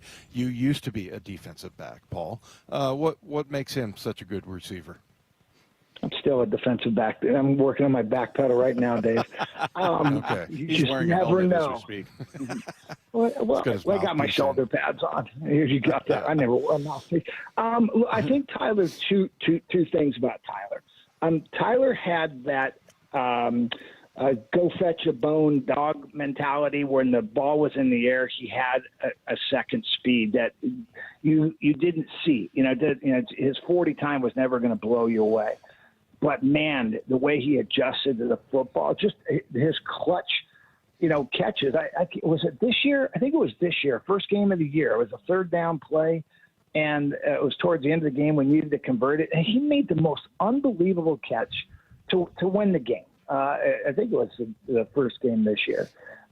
He just had so many of those. And I think it was just his body control, how he would just keep the defensive back once he got by them, just away, and then would be able to just take that extra one quick step at the end to reach and grab the football. While he did not want to run into anybody, and I think that was more them saying you need to get down once you catch the football, he was not afraid to go across the middle. I mean, he would make unbelievably contested catches. Again, he could do anything. He could do great crossing routes. He could return punts. When he was younger, he had the speed or that whatever. I'm not sure to describe what I want to say on that. There was just a unexpected speed at the end that you just never would think he could run away from guys, but he always did. So, and then I think it's just his work ethic, his humility. I mean, there's so much of that goes into it. And there's the old one, Dave, the long one is there's just some things you can't teach, and coach. Yeah. And he was one of those guys, man. If you asked him to go coach some of the stuff he did, he probably wouldn't know how to coach it. So, yeah, just an incredible, top 5, favorite player probably all time here at the Seahawks. And he's not going nowhere. He'll probably be up there in the Ring of Honor at some point. He's entrenched in this community with, his real estate and stuff. So we're going to still see him around. Paul, as always, great stuff. We appreciate you, my friend, and have a great rest of your week. We'll do it again next week. I look forward to it. You guys have a great night. There you go. Thanks, Paul Paulie. Moyer with us each and every week. Coming up, he's another one of our favorites. We got a lot of favorites on this Mariner team, and Andres Munoz is most certainly one of them. He's going to join us next as we continue live from Peoria, Arizona. It's Wyman and Bob. This is Seattle Sports on 710. Fourth down territory. Going inside the game with former Cougs and Seahawks wide receiver Michael Bumpus. What part of football has changed, and do you like it? 2-point conversions. We are chasing points. The game has changed. 2-point conversions and fourth downs. So we're seeing coaches dive into the data like a lot of people do with baseball. And I like it, and it is weird at the same time because I'm not used to seeing these fourth down conversions or attempts and these 2-point conversions. Fourth down territory. Every day at 11:15 and 1:15 on Bump and Stacy.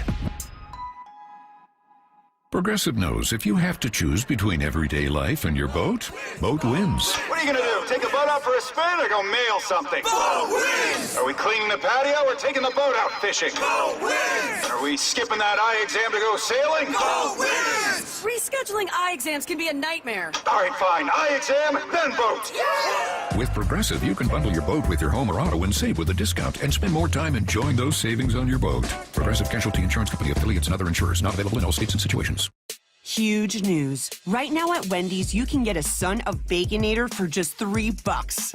I don't think you understand this situation. The Son of Baconator is only $3 for a limited time. Smoked bacon, rich melted cheese. That Son of Baconator is only $3. Thank you to whoever wished upon that star. For bacon that just won't quit, gotta be Wendy's. U.S. price and participation may vary. Prices may be higher in Alaska and Hawaii, not valid on a combo or in third-party delivery platforms. Headed to the Sounder game this Saturday? Get down early and check out the Seattle RV Show. Sounders fans will be able to attend the show for just $5 before and after the match when they present their soccer ticket. More info at seattlervshow.com. Progressive Home Quote Explorer lets you easily compare rates, so shopping for insurance might be the easiest part of owning a home. Definitely easier than this. Psst, honey. Honey! What? Shh, there's a salesman walking up the driveway. Oh no, he's got a clipboard. What do we do?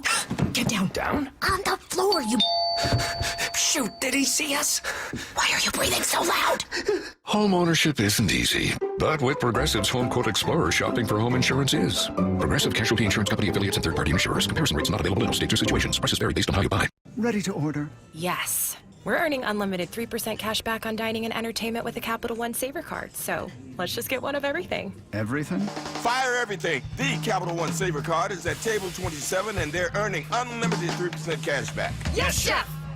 This is so nice. Had a feeling you'd want 3% cash back on dessert. Ooh, tiramisu. Earn unlimited 3% cash back on dining and entertainment with the Capital One Saver card. Capital One, what's in your wallet? Terms apply. See CapitalOne.com for details. When it comes to great deals on tax prep, Jackson Hewitt isn't holding back, and neither is this commercial. Their offer is so big, it has to be said with Reverb. Expert tax prep for $149 or less. It's a deal so spectacular, it needs a symphony, some explosions, and a clock ticking, because this offer, $149 or less. And soon, one expert tax prep for $149 or less. Try Jackson Hewitt today and save. Whew. Limited time offer for new clients on Federal Returns. Participating locations only. Terms at jacksonhewitt.com/149. Ooh, ma. What was that? That is business phone bliss with the Ooma Cloud Phone System. It handles all our voice, video, and messaging needs. You sound very... Calm? I am. Ooma has everything I need to run my business more efficiently, like virtual receptionist, call routing, and video conferencing. And it starts at just $19.95 per month per user, plus taxes and fees. Ooma. Nice. Find your business calm at ooma.com/radio. Down, set, Pizza Hut, Hut! Make the play of the game with Pizza Hut. Buy any large Pizza Hut pizza and get another one free. Use code HUT at checkout. That's code HUT for a buy one, get one free exclusive offer to 710 Seattle Sports listeners. No one out pizzas the Hut. We are Seattle Sports, the home of the Seahawks, Mariners, and everything Seattle sports. Watch your favorite show live at seattlesports.com. Luxury awaits at Snoqualmie Casino and Hotel, where comfort meets elegance. It's Mike Salk here, and this summer you can experience breathtaking Cascade views, world-class dining, and of course the best entertainment. Elevate your next getaway by combining effortless style with the utmost in relaxation. The hotel opens this summer with deluxe king and 2 queen rooms, premiums, grand suites, signature suites, and the breathtaking views of the Cascades and the Snoqualmie Valley. For more details, go to snocasino.com. Seattle's closest is now Snoqualmie Casino and Hotel. Over the past decade, Washington state politicians have doubled state spending with no improvements to the issues we care about. Instead, we now have the 3rd highest cost of living in the nation and a $12 billion deficit. It's time to tell legislators we need better results, not bigger taxes. Act now at affordablewashington.org.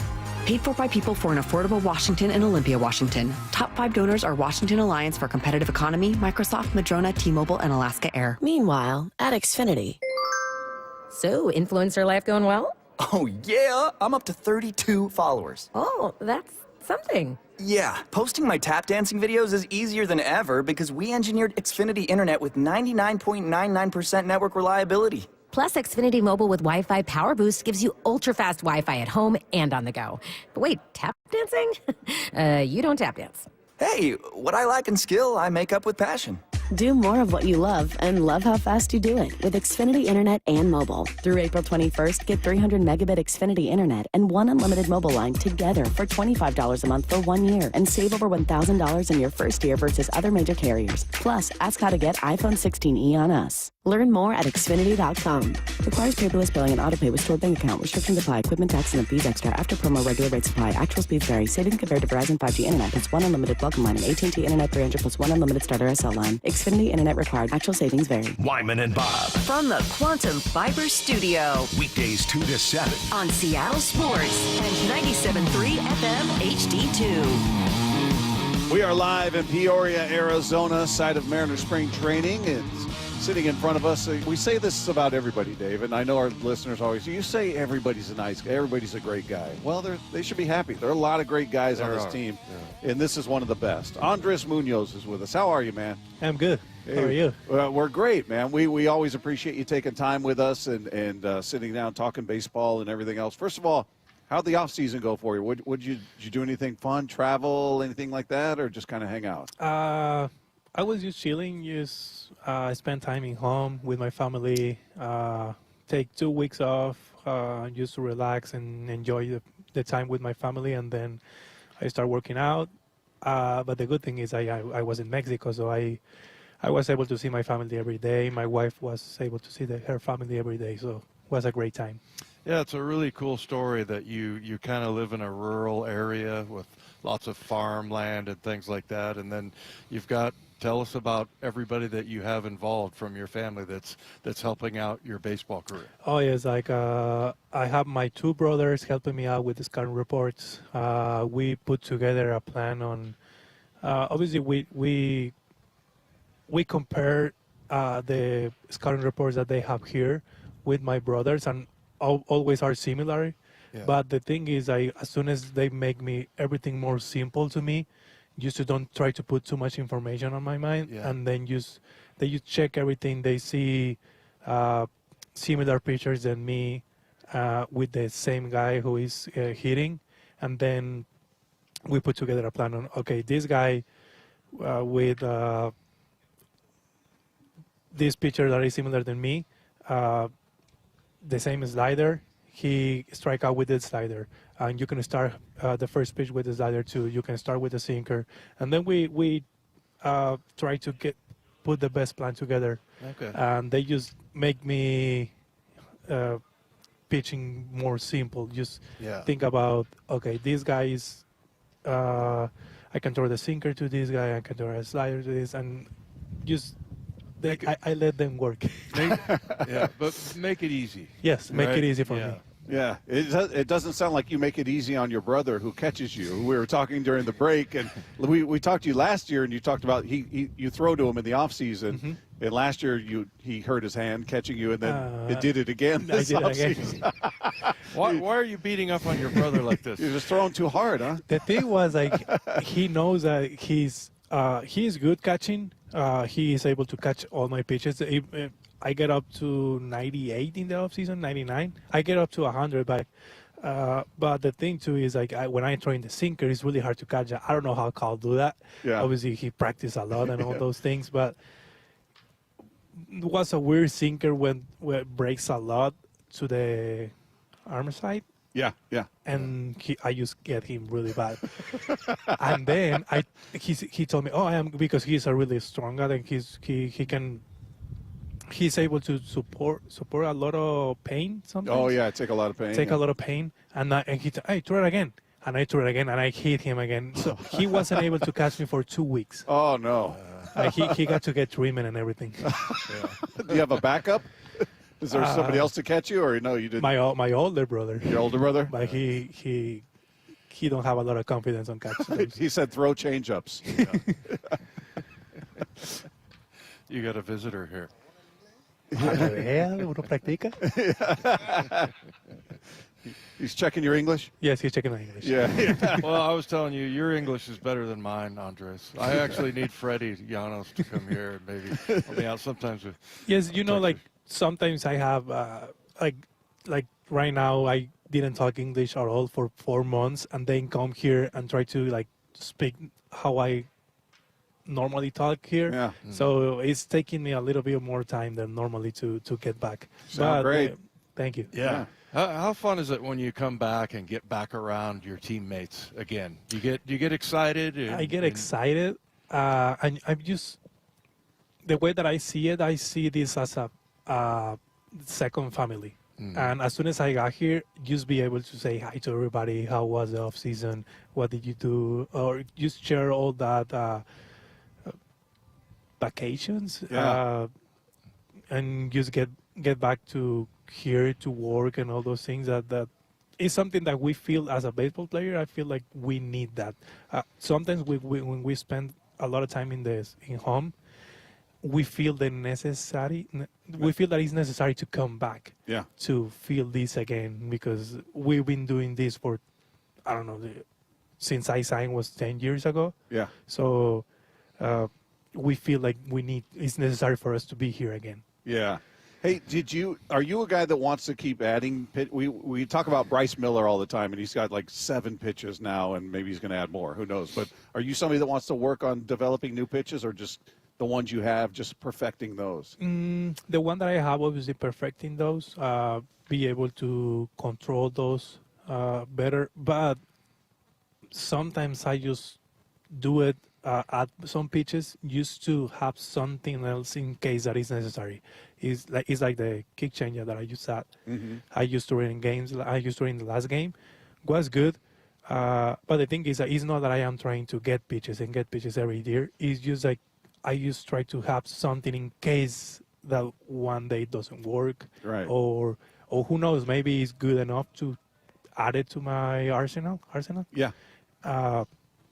But yes, it's something that I just like to keep learning. That is my big thing. Obviously, without the stop practicing the other pitches or perfectioning the other pitches, but I just like and I've been watching Luis Castillo's changeup for a lot of years. I asked him, since he came here, I asked him, hey, can you teach me the changeup? And he teach me, but they didn't let me throw it. Oh, yeah. But it's something that I really like, the changeup, especially for lefties. But I feel like I can throw it to righties too. But it's just a learning thing for me. You can learn a knuckleball, huh? No, that is too hard. And I have to ask you before that. Have you tried it? No. You've never tried throwing one? Just playing catch or anything? No. Oh. I am, after I got the Tommy, I am really scared of throw everything. Do other pitchers come and ask you about pitches that you're throwing and try to simulate that, or is there? Especially with the bullpen guys, we have a really good relationship on shared information, because I am the type of guy who would like to teach people, or not teach, just to share information that I have that maybe can help them. Yeah. So we share a lot of that, and sometimes I get to, I don't know, like to some guys on the bullpen over there, and we use, hey, you should try this. Yeah. And they told me the same thing. Like it's a really good relationship that we had. Right. We are there for help each other. Right. And I feel that is a key for a bullpen. In the years that I've been having here, I feel the best bullpen is when you don't have any, when you just trying to make everybody better, and the other people is going to try to do the same thing for you. Yeah. Use that. Do you have a number of innings you don't want to go over for a season? Like you start feeling fatigued, like, because I'm looking at your career high is 65 innings back in 2022. Last year was 59 1/3. Did you feel fresh at the end of the year? Did you feel tired? How did you feel physically? I feel the same. I don't, obviously, during the season you feel more fatigue at the end, but when I feel like it depends on the workout that you do on the off season and the recovery that you get for the all 4 months, that helps you to came back and feel the same way. Doesn't matter how many innings you throw. Obviously, I didn't have the chance to go over that. I don't know how it's going to feel if I throw 70, 72. Right. But for right now, the time that I threw 65, I feel really good coming back. When I threw last year, I threw 59. 59 1/3, yeah. And I came back feeling really good. So it's probably the consecutive nights, probably hard, yes, right? It's probably harder. Yeah. Hey, who is the most entertaining character or person? We asked Brash that, and he said Saucedo. I'm going to say the same thing. Yeah, you say the same thing. He's just really funny. Yeah. He's really funny, and I feel that is good for the team. Yeah, Have somebody who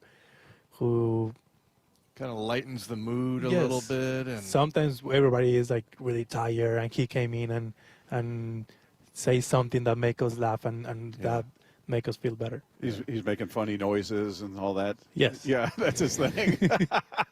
I got to ask you before we let you go, and I was talking to you about this. Your wife will bring your cat on the road sometime, Matilda. Yes. Right? and she will hang out in the hotel room. Yes. And stuff like that. So is that going to happen again this year? Yes. Yeah. Yes, but the thing too is like we have to be a little bit more worried about. We have to take care a little bit more about her because we looking a little bit on the story of her. We saw pictures with the old owner that she had, and when they gave us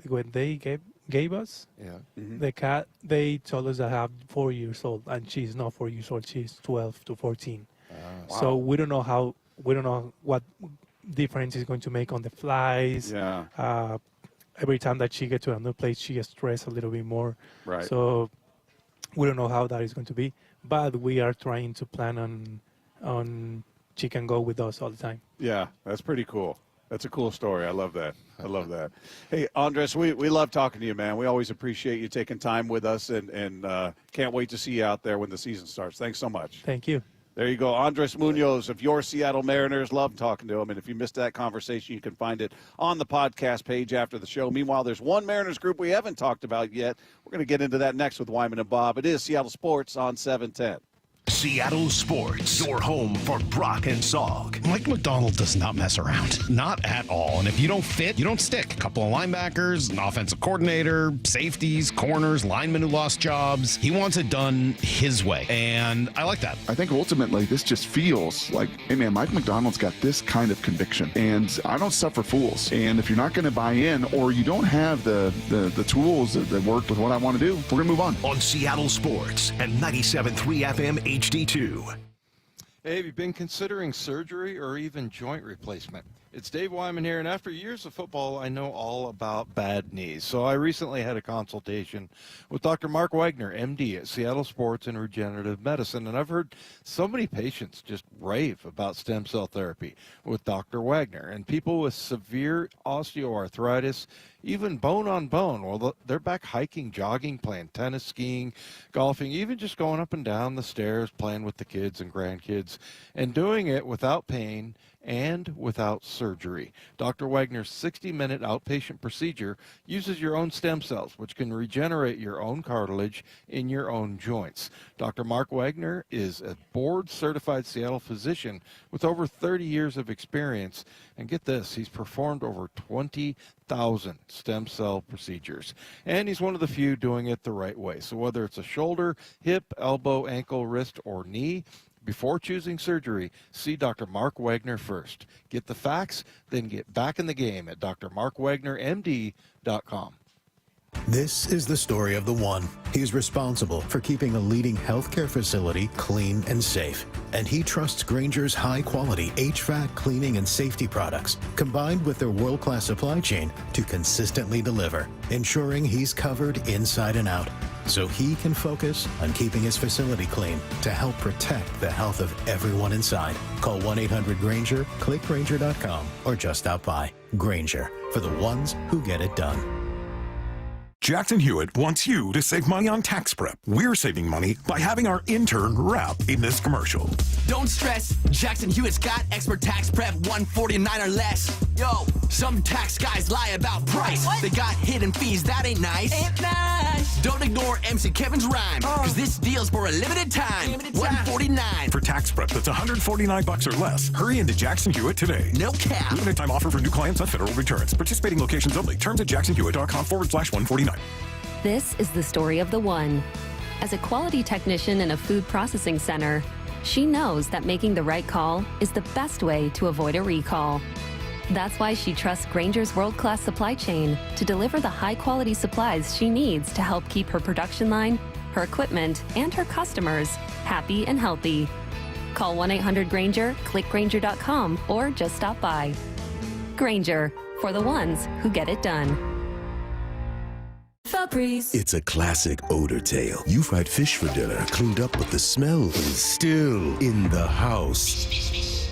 And the neighbors are coming over for game night. They're on their way.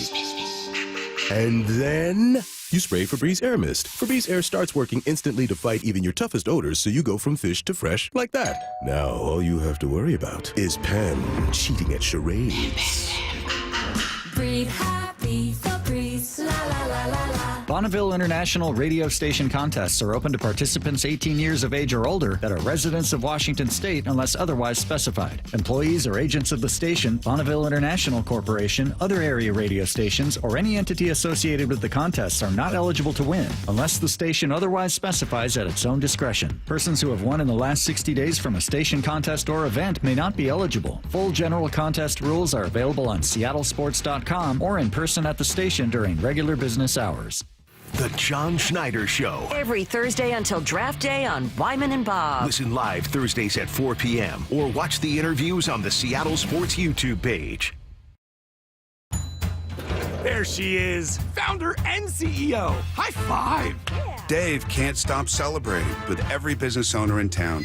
All right, Baker Man, high five. He's sharing the excitement of big savings with the Comcast Business 5-year price lock guarantee. Ooh, up top, bike shop. Yeah. It's 5 years of gig speed internet. Quick, high five. 5 years of advanced security. 5 years. And 5 years of a great rate that won't change. Yeah, law partners. Chamberlain, Messelthorpe, Dubois. All from the company with 99.9% network reliability. Switch today and get the 5-year price lock guarantee. 5 years. It's back, but only for a limited time. Woo! Powering 5 years of savings, powering possibilities. Comcast Business. Can't forget you, voiceover guy. Ah, thanks, Dave. High five. Ends 3/9/25. Guaranteed rate applies to monthly service charge for new customers on qualifying internet bundle, excluding taxes and fees. Other restrictions apply. Well, one of the best parts of being at spring training is seeing how physically impressive the professional athletes are up close. It's Mike Salk here, and coming off a long off season with something to prove, it's so clear these guys are in peak physical condition after months of hard work. Now, us regular folk may not have quite the same resources, time, or money to devote to our diet and exercise. But what if I told you you could be in the best shape of your life, just like some of these guys are, in only 45 days? That's all it takes after losing almost a pound a day with the help of Eastside Weight Loss Clinic. It worked for me. 10 pounds in the first week, 35 pounds after just 8 short weeks. I felt healthy. I was eating delicious, fresh meals, no pills, no injections, didn't even need to exercise. Find out if you can do it. A 15-minute call is all it takes. No obligation. Schedule it right now at eastsideweightlossklinik.com. You got nothing to lose other than all that extra weight. Go to eastsideweightlossklinik.com. Dr. Ryan Coogan, D.C. Results may vary. Wyman and Bob. Weekdays 2 to 7. On Seattle Sports and 97.3 FM HD2. Our thanks once again to Andres Munoz, who joined us in the previous segment. In case you guys are just tuning in and missed that conversation, like all of the other conversations, you'll be able to find that on the podcast page after the show at seattlesports.com. Just click the podcast tab, scroll down to our picture, click on that, and it'll be right there waiting for you. And don't forget, you can click subscribe and never worry about it again. It's totally free and shows up for you. It's a beautiful, beautiful thing. Coming up at the top of the hour at 4, obviously offensively too. That could be an incredible outfield. But Jon Morosi has very high expectations for that trio. This could be one of the most talented outfields of Major League Baseball this year, period. I feel that strongly about their ability. Now, again, they've got to put it together.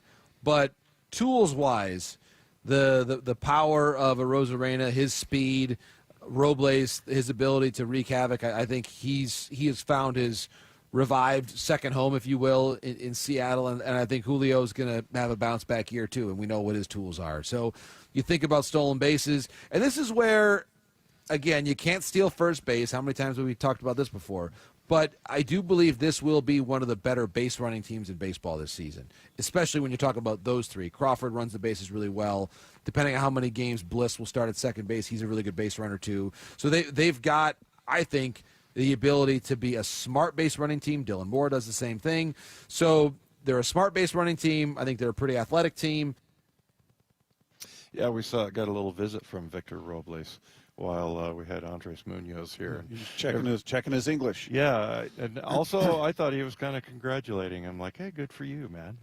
I don't solo." No habla, so I'm trusting your Spanish. Oh no, I didn't hear anything. I just thought the way his body language and everything. But yeah, he's the one that's I'm most I think he used the word curious. Yeah. I can't wait to watch him play.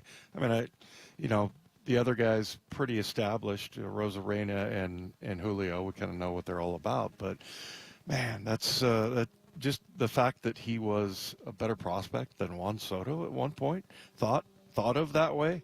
I just think that would be one of the more interesting reclamation projects ever. I mean, seeing him out there, and he seems like he's a problem on the base paths for sure, and at the plate, I feel like he kind of bothers pitchers a little bit. That's what you love about him, that he could potentially upset the opposition. Yeah, because I mean, those guys, he's a pest. The pitchers they're pretty disciplined as far as that kind of stuff goes. There's all kinds of stuff going on behind the plate, and they're not paying attention to that. But maybe just a little bit, and I like him as a potential leadoff. Well, and he was an absolute spark plug, who I believe will be the leadoff hitter going into this season. But he was such a spark plug. Did a great job getting on base at almost a 400 clip. Dropped down a bunt. He showed some pop here and there. I don't expect a bunch of home runs, him to do damage in that way, but just an absolute pest when he's on the base paths. And you just saw the pace of his stolen base. Now I don't know if you're gonna extrapolate that out over 162, but he put up 30 stolen bases in 77 games. Got caught once. And we've talked about it. It was a big one, trying to steal home. You don't want to do that with Julio in the box. You don't want to do that. So, but yeah, I mean, he's a presence out there. Or he was last year, and hopefully, the curiosity isn't, is he capable? Because you saw that. Is he capable over 162 and more? What is he over that stretch of time? Yeah. So I mean, and then. I don't know, Rosarena, I mean, I guess there was a couple of times I did notice that his path was sort of circular. Circuitous route to the ball. Yeah, interesting at times. Yeah, I mean, but I didn't think it was anything that was, horrible. But, yeah, and then, maybe the most important player is Julio.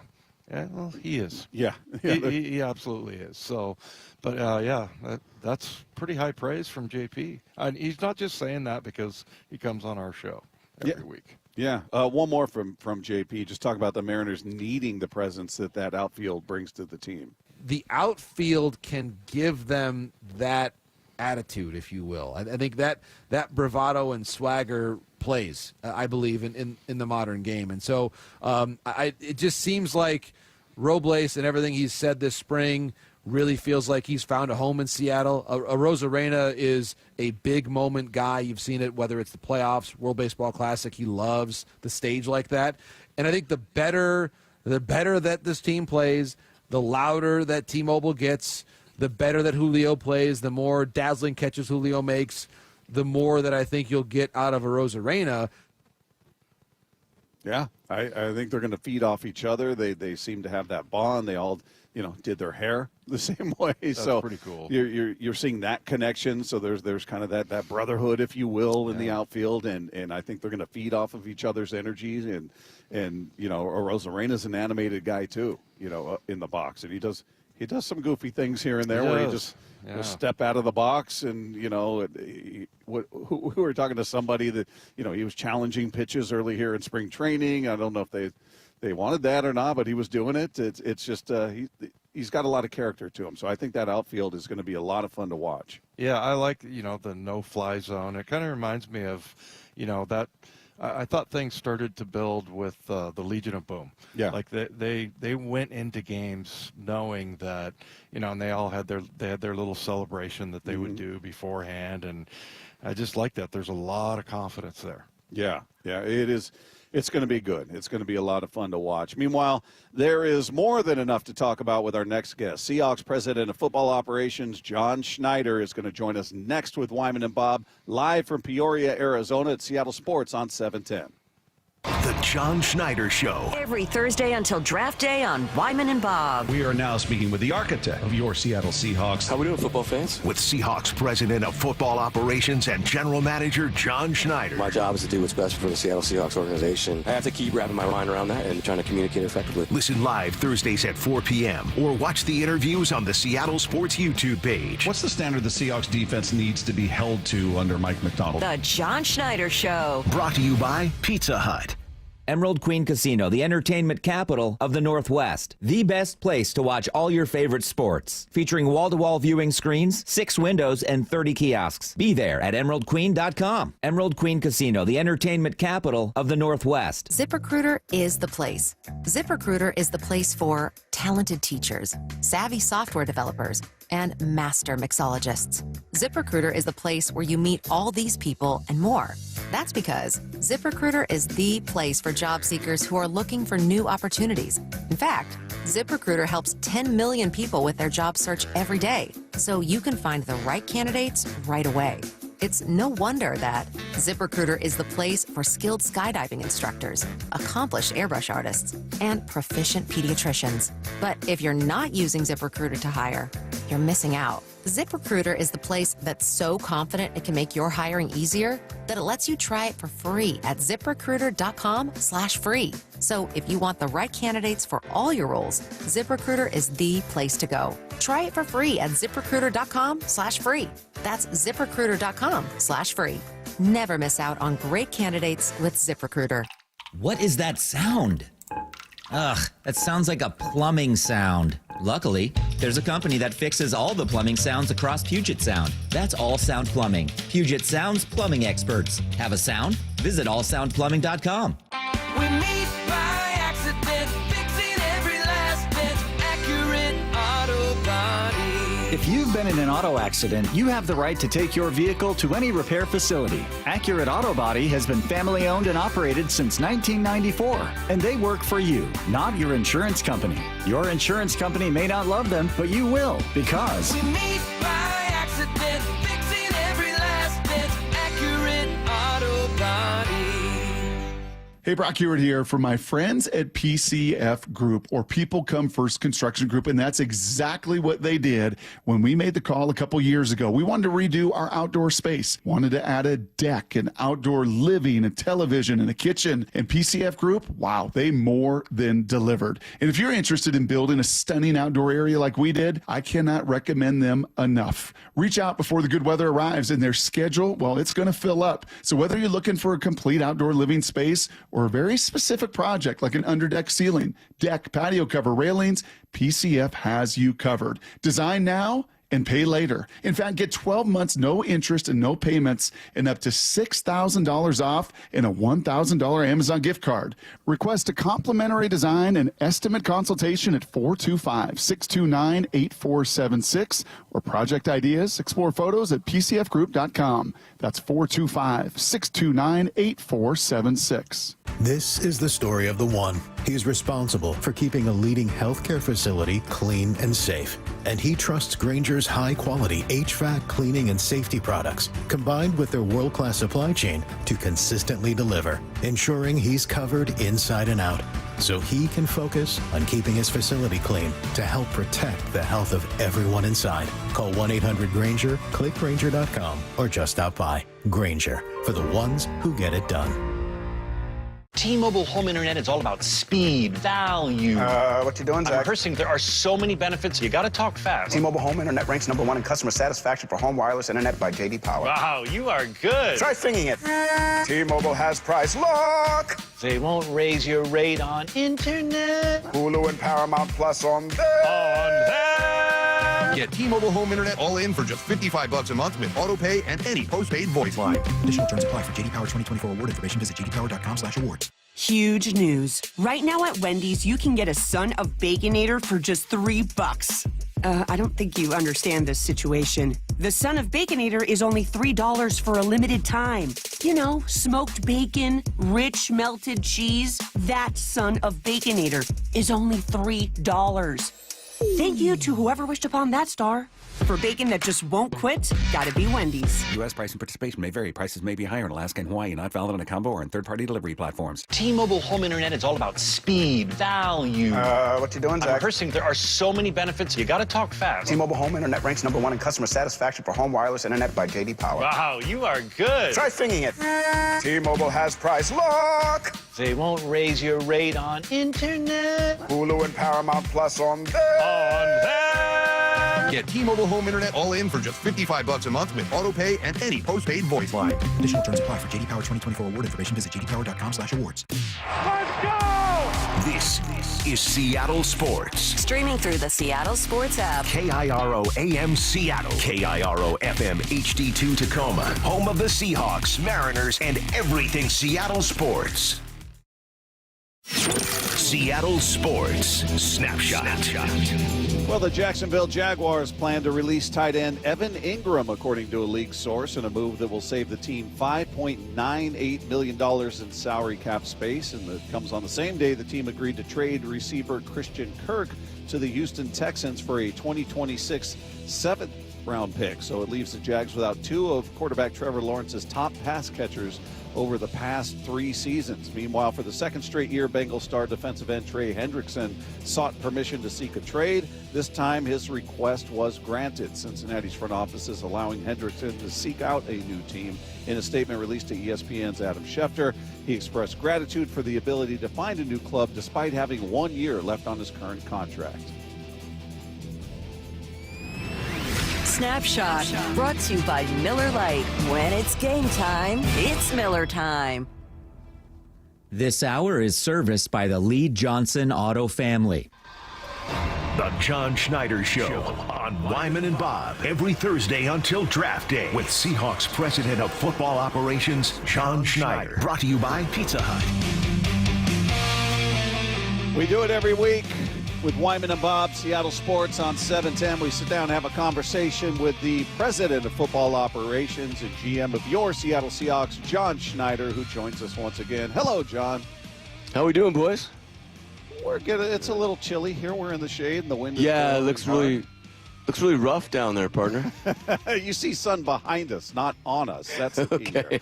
Yeah, okay. A little chilly, but we're fighting through it. We're fighting through it, John. So good to have you. Hey, energy with us. levels high, like way better than last week, I promise. Okay. The driver that picked me up at the airport late Sunday night was like, "Hey, listen to your radio show. You sounded really tired." Wow, really? That's nice. Yeah, I didn't think so. I was like, "Well, I was. I actually was." Did you say thank you for your unsolicited opinion? I appreciate that. No, he's a great guy. Is there anything going on up there? Yeah.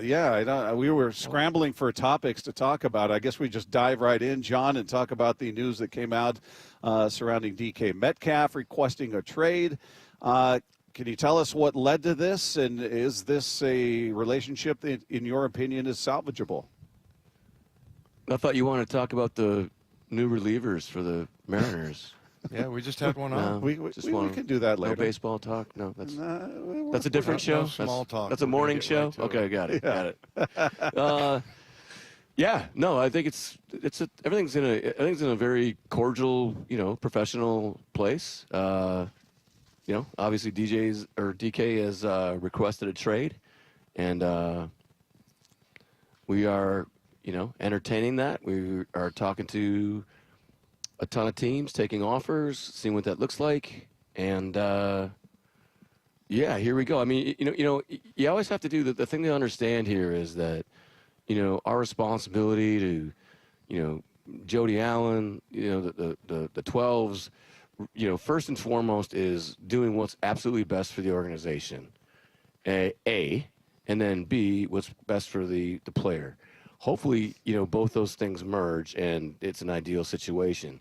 Sometimes that happens, sometimes it doesn't. Hopefully in this situation it does, and that would be great. But worst case scenario, I mean, we have a amazing, explosive, powerful athlete playing receiver for us again in 2025. So we'll see where this goes.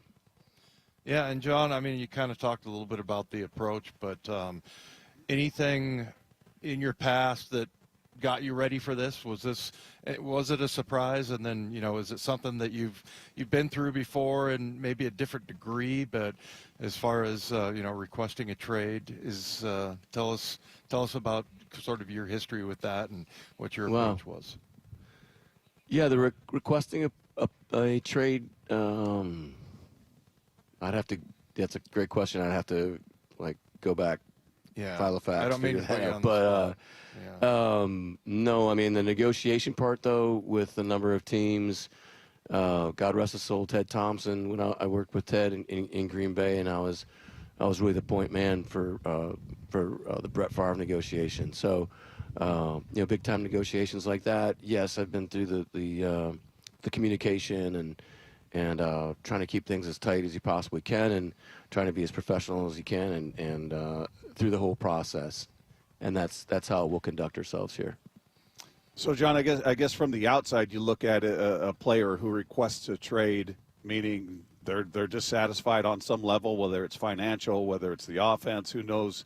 Well, you know, actually, why that is. And I don't know if you can shed some light onto what led to DK's dissatisfaction, but is there any fear that if you can't find a deal that's suitable to you and the franchise, that you have a disgruntled player on the roster that could be a negative? Or do you feel like, no, the relationship's good, and if he does play out the final year of his contract, we have no fear that he's going to be in 100% as he's always been?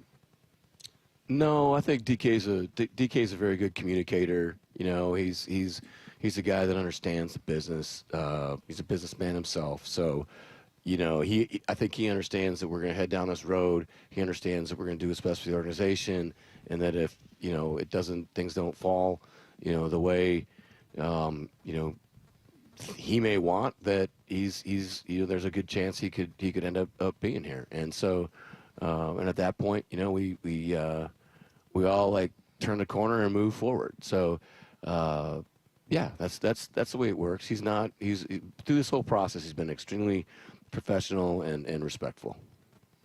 Yeah, and I think, John, you know, what a lot of people think is, well, if he does end up being, let's say the scenario is you can't find a trade partner, and, you know, he is on the team. I think a lot of people are thinking that, you know, like he's going to be pouting the entire time or what. I don't know what people are thinking. Yeah. But, I mean, it's just, you know, look, he's a professional. You're a professional. You're, like you said, you're doing, you know, what's best for the team. But, you know, he still has pride. He's putting stuff on tape and everything, and it will, you know, if it gets to that point, I mean, that's absolutely doable, right? I mean, I think a lot of people think that, oh, the entire relationship's blown up. No, we have a new offensive staff. They're extremely excited about coaching him. You know, we've obliged in the fact that we will go out and listen to people and see what's out there for him. Other than that, you know, the guys here are really excited to coach him and move forward. Is there any kind of deadline for you that, all right, we need to know one way or another? He's on the team, he's not on the team. Is that before the draft happens because maybe it involves draft compensation, or is it just kind of, is there no deadline to it? Yeah, I would say before the draft. You definitely want to know what's going on before draft time, because he's such an important part of our team, the organization, the offensive philosophy that these guys want to move forward with. You know, our new coaching staff, we want to know how we're going to compensate for his loss if he's not with us. Hey, John, last one for me. We'd love to get to Tyler Lockett and you know, all the things that he's meant to this franchise and everything. But as far as DK,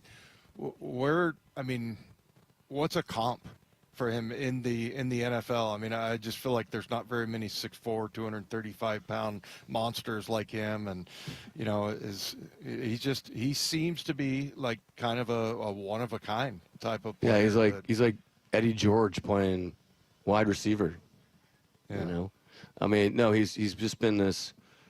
He's just a, you know, I'm not sure if people understand the work ethic that he has. I mean, he's a great worker. He's a pro. He's like, he shows up all the time. It's just really important to him, you know. And I get where he's coming from to a certain extent. He's 27 years old.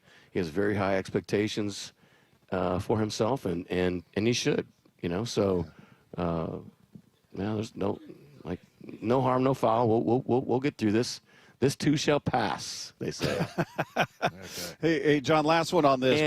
But you know, he's also like, remember, this guy's like, when we talk about the business part, like, this guy's a very successful business. I mean, you know, Lululemon, and, you know, I don't know but you know, if you guys have seen him on the Hulu community. I mean, yeah, he knows what he's doing. He's a very, very, very talented individual.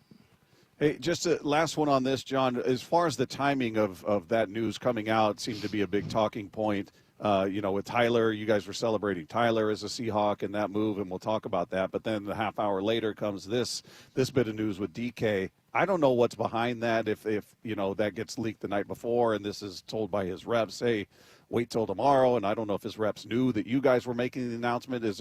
Can you clear up anything about the timing of how this happened?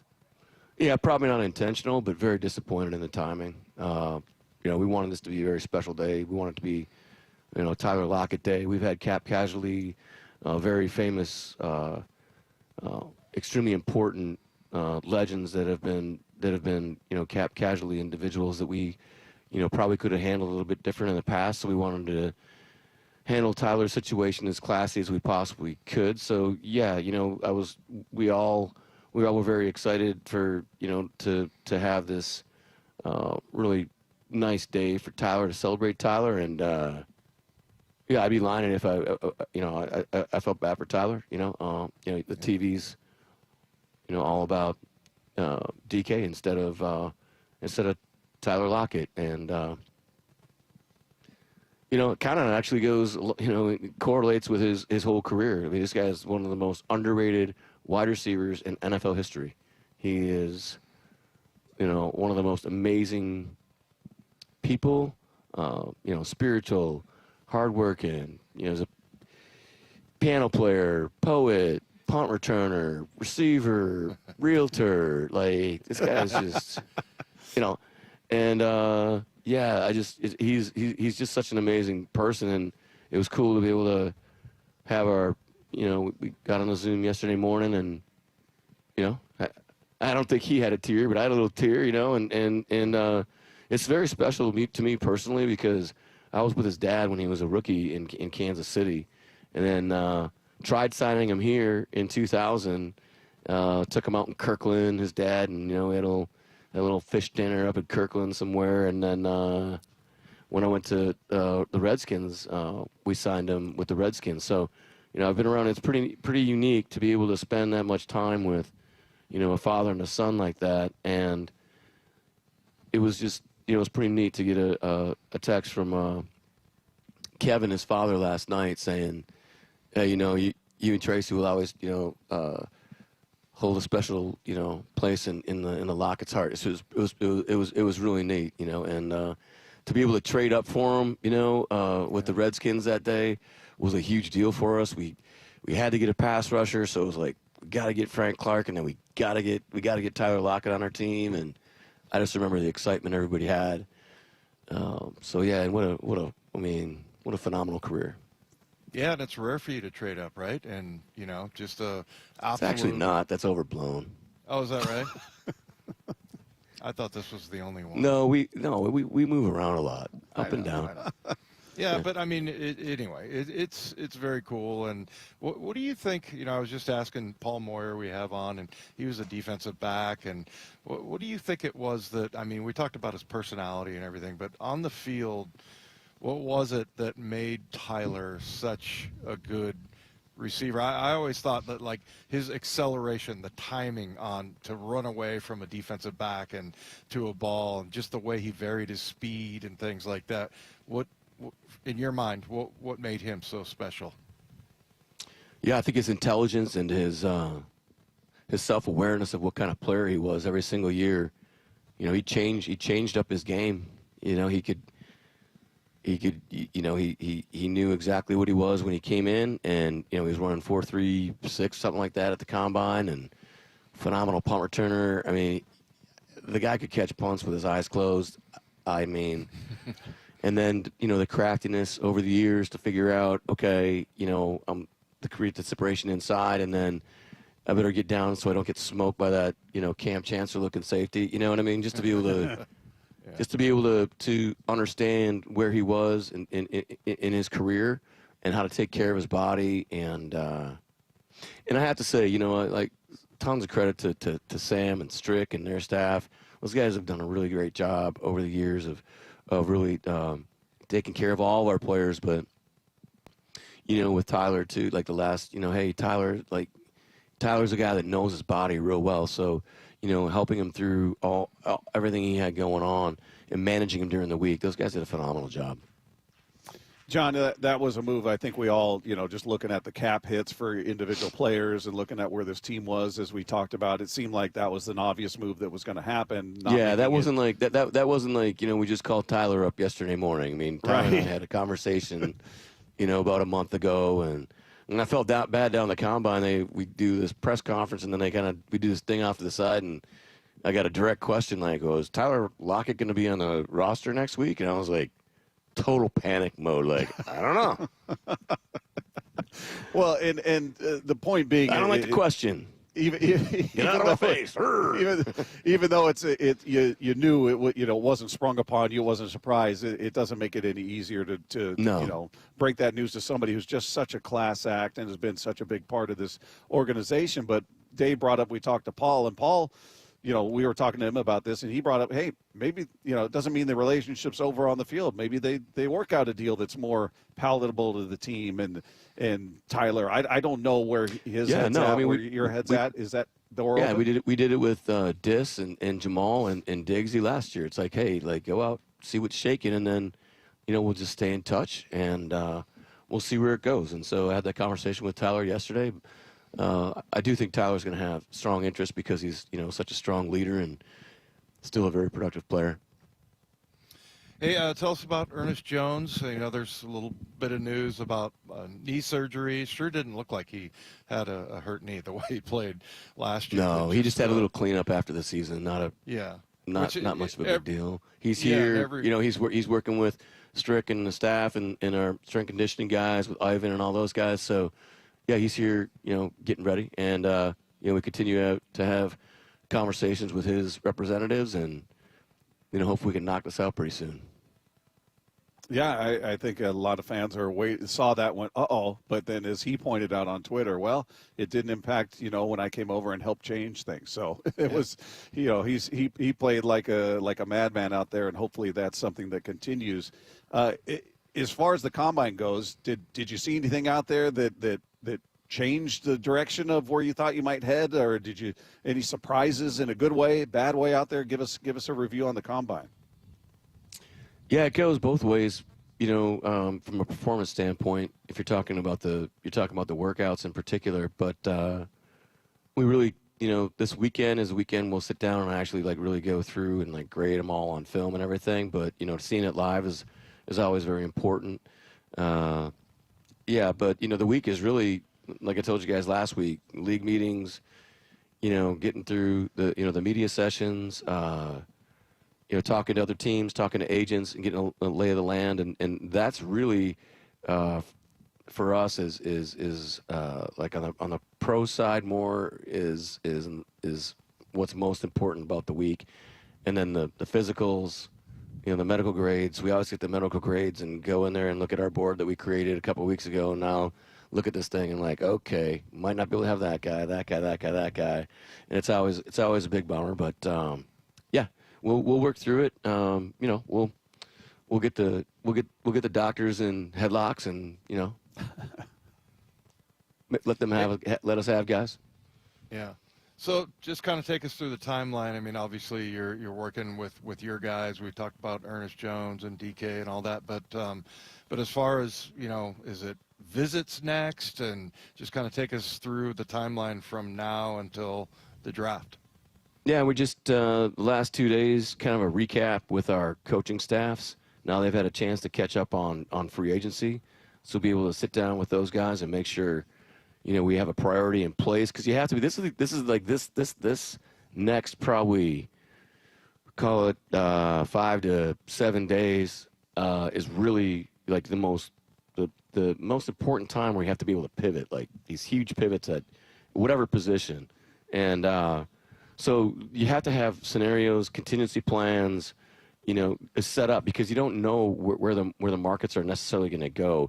At the combine, it's very vague. It could be a player that is a $4 million player to a $10 million player. Well, then all of a sudden, that $4 million player that you could go to 16 really quick. So, 2 years ago, we didn't go into free agency thinking that Draymond Jones would be a first day guy in free agency for us. The market just kind of spoke to us, and we pivoted and went to him. And so so we got through those meetings, and we're setting up our priorities, our scenarios, and then really spending the weekend, studying the combine, more draft, more board study, and then getting ready for Monday, Tuesday, and Wednesday for the exclusive negotiating period where we can, all right, let's go. Now that gets really serious. Like, so, okay, this is where we're at. Where are you guys at? Now we can make the offers, and then that's where you just have to be super pliable and be able to pivot in a very fast manner. Hey, just as far as the combine, the draft, and all that goes, we've talked to so many of the draft nicks, the draft analysts out there that say this draft's incredibly deep. Are they niches or nicks? Nicks or niche? I think is it's it a niche?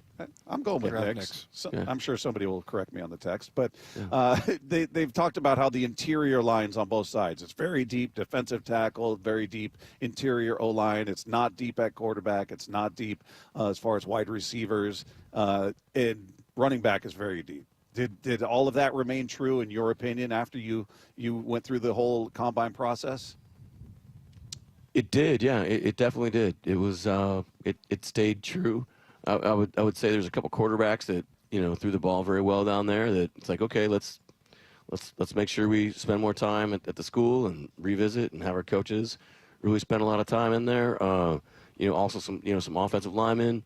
Like I said earlier, there's like some guys are like perform on that day well. Sometimes they don't. So what are the questions that we need to keep getting answered throughout the spring and where do we need to what do we really need to focus on and who are the 30 visit players that we're going to bring in to make sure that we spend extra time from a psychological, medical, coaching, teaching, learning aspect. So this is probably more of like a draft day type of question, but like let's say like the movie Draft Day where he makes love to his salary cap person and goes to a funeral and yeah. That literally has never ever happened to me. Yeah, we interviewed Kevin Costner. Did you really? Cool. Yeah, at the Super Bowl. Yeah, at the Super Bowl. Wow. You guys won. I don't know if you remember that. You remember when you guys won? Super No, Bowl? Yeah. Anyway, do you ever remember get you were like the Beatles? That was cool. The love you lose is really the love you gain. Is that true? Is that true? How many I don't know if you guys understand saw the what one we're last doing? week, but it was phenomenal. Yeah.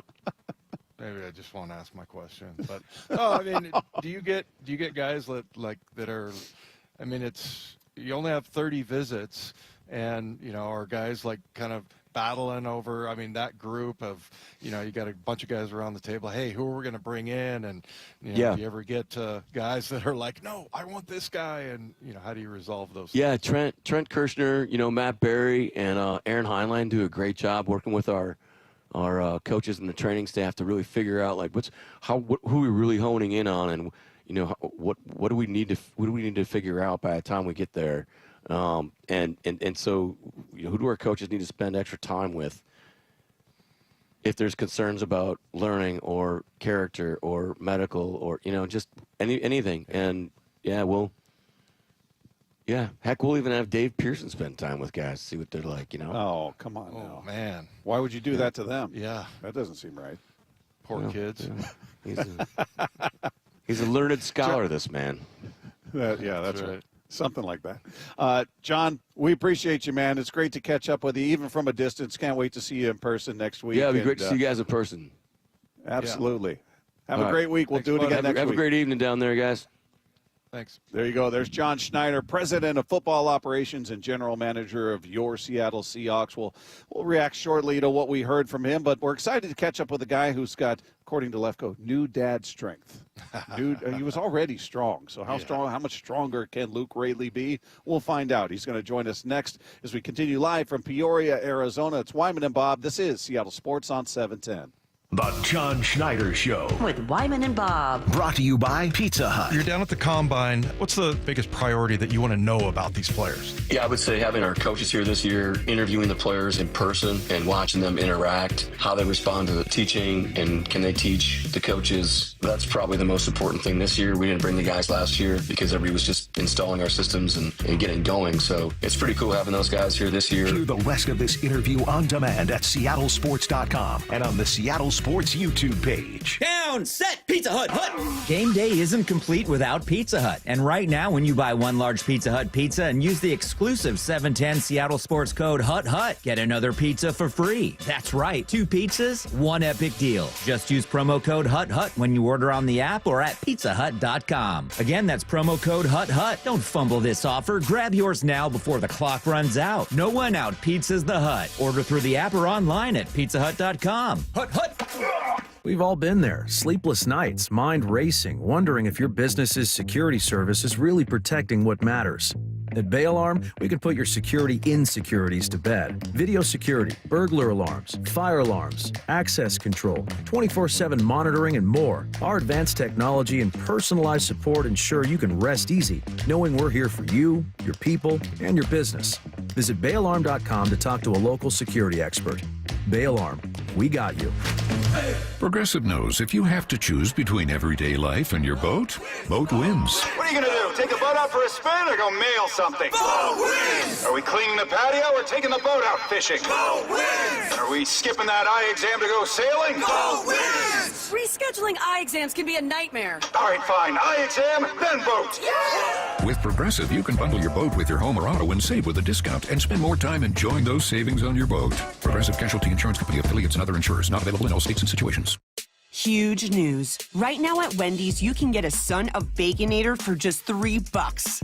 I don't think you understand this situation. The Son of Baconator is only $3 for a limited time. You know, smoked bacon, rich melted cheese. That Son of Baconator is only $3. Thank you to whoever wished upon that star. For bacon that just won't quit, gotta be Wendy's. U.S. price and participation may vary. Prices may be higher in Alaska and Hawaii, not valid on a combo or on third-party delivery platforms. Over the past decade, Washington state politicians have doubled state spending with no improvements to the issues we care about. Instead, we now have the 3rd highest cost of living in the nation and a $12 billion deficit. It's time to tell legislators we need better results, not bigger taxes. Act now at affordablewashington.org. Paid for by people for an affordable Washington and Olympia, Washington. Top 5 donors are Washington Alliance for Competitive Economy, Microsoft, Madrona, T-Mobile, and Alaska Air. What was that? That is business phone bliss with the Ooma cloud phone system. It handles all our voice, video, and messaging needs. You sound very calm. I am. Ooma has everything I need to run my business more efficiently, like virtual receptionist, call routing, and video conferencing. And it starts at just $19.95 per month per user, plus taxes and fees. Ooma. Nice. Find your business comm at ooma.com/radio. Old Spice Swagger Body Wash will make you the MVP of freshness and confidence. With its irresistible scent, it will transform your shower experience, leaving you feeling fresh on and off the field. Pair it with Old Spice Swagger Deodorant, the #1 aluminum-free brand that keeps you feeling like a Super Bowl champion 24/7 when used daily. But don't wait. This dynamic duo is available at Costco for a limited time only. Old Spice, official deodorant partner of the NFL and Super Bowl 59, where freshness meets football greatness. For Down Territory, going inside the game with Michael Bumpus. I like this. More quarterbacks should start doing this. Every day at 11:15 and 1:15 on Bump and Stacy. Hey, Brock Ewart here. And as a former college and professional player and quarterback in particular, the years of wear and tear and some of those hits left my knee and some of my body in some constant pain. On and off the field, the weight room, all those heavy squats and all of it. In fact, my knee was really bothering me last year. That's why I decided to try stem cell injection therapy with Dr. Daniel Nelson at Eastside Pain and Regenerative Medicine over there in Kirkland. And really, it was an awesome decision. With Dr. Dan, the procedure itself was so quick and easy. In and out, same day. Next day, I'm out watching football practice, a baseball game, and the staff was absolutely A+. And my knee, well, it's a whole lot better now, and I'm back to squatting and enjoying a much better quality of life. Call Dr. Daniel Nelson, MD, with Eastside Pain and Regenerative Medicine. Over 30 years of experience. No one, and I mean no one, has more experience in pain medicine techniques. You can reach him at 425-823-4000. That's 425-823-4000 or danielnelsonmd.com. If you've been in a wreck or a fender bender, you have the right to take your vehicle to any repair facility, not just where your insurance company tells you to go. Accurate Auto Body has been family owned and operated since 1994, and they work for you, not your insurance company. With over 25 years of auto repair work, they'll exceed your expectations. we meet by accident, fixing every last dent. Accurate Auto Body. At Accurate Auto Body, all their work is performed by certified technicians, only using OEM parts to guarantee the safety of you and your family. For the best in auto body collision repair and customer service, give them a call at 425-883-2450 or AccurateAutoBodyWA.com. Your insurance company may not love them, but you will, because we meet by accident, fixing every last dent. Accurate Auto Body. This hour is serviced by the Lee Johnson Auto family. Wyman and Bob. From the Quantum Fiber Studio. Weekdays 2 to 7. On Seattle Sports and 97.3 FM HD2. Our thanks to John Schneider, who joined us in the previous segment. In case you guys are just tuning in, you can find that conversation on the podcast page after the show at seattlesports.com. We'll catch up with Luke Raley here momentarily as we continue live from Peoria, Arizona, site of Mariners spring training. They're getting set for a split squad night. They'll have a game here at the stadium we're next to, and then they're on the road with another group of players. So a lot of action around the building today, a lot of buzzing around. They even let the Angels come in and use their facilities. How about that? That was nice of them. They're playing the Angels, by the way, for those who don't know, over here in Peoria. And saw a whole bunch of them coming in using the batting cages. And yeah, so they're from a different camp somewhere else here in the Phoenix area, right? And so they didn't have a place to warm up. So that makes sense. But, first blush was like, what the hell are they doing What's here? the enemy doing Get here? out of here. So, yeah, there's a lot of activity going on around here, and that'll be the same tomorrow as well. We'll have a lot of great guests tomorrow, but we'll catch up with Luke Raley in a moment. He's in there eating, but just quickly before he comes out, anything catch your ear with that conversation with John? He was pretty forthcoming, asking him, what led to the I didn't expect him to go, well, yeah, he wants more money than we want to give him, or this happened or that happened. We asked the question, what led to this? Yeah. Is the relationship salvageable? He didn't give us a ton on what led to it, but made it sound like, yeah, hey, if the deal doesn't happen the way we think it should, we got this guy under contract, and we're excited about what he can bring to the offense.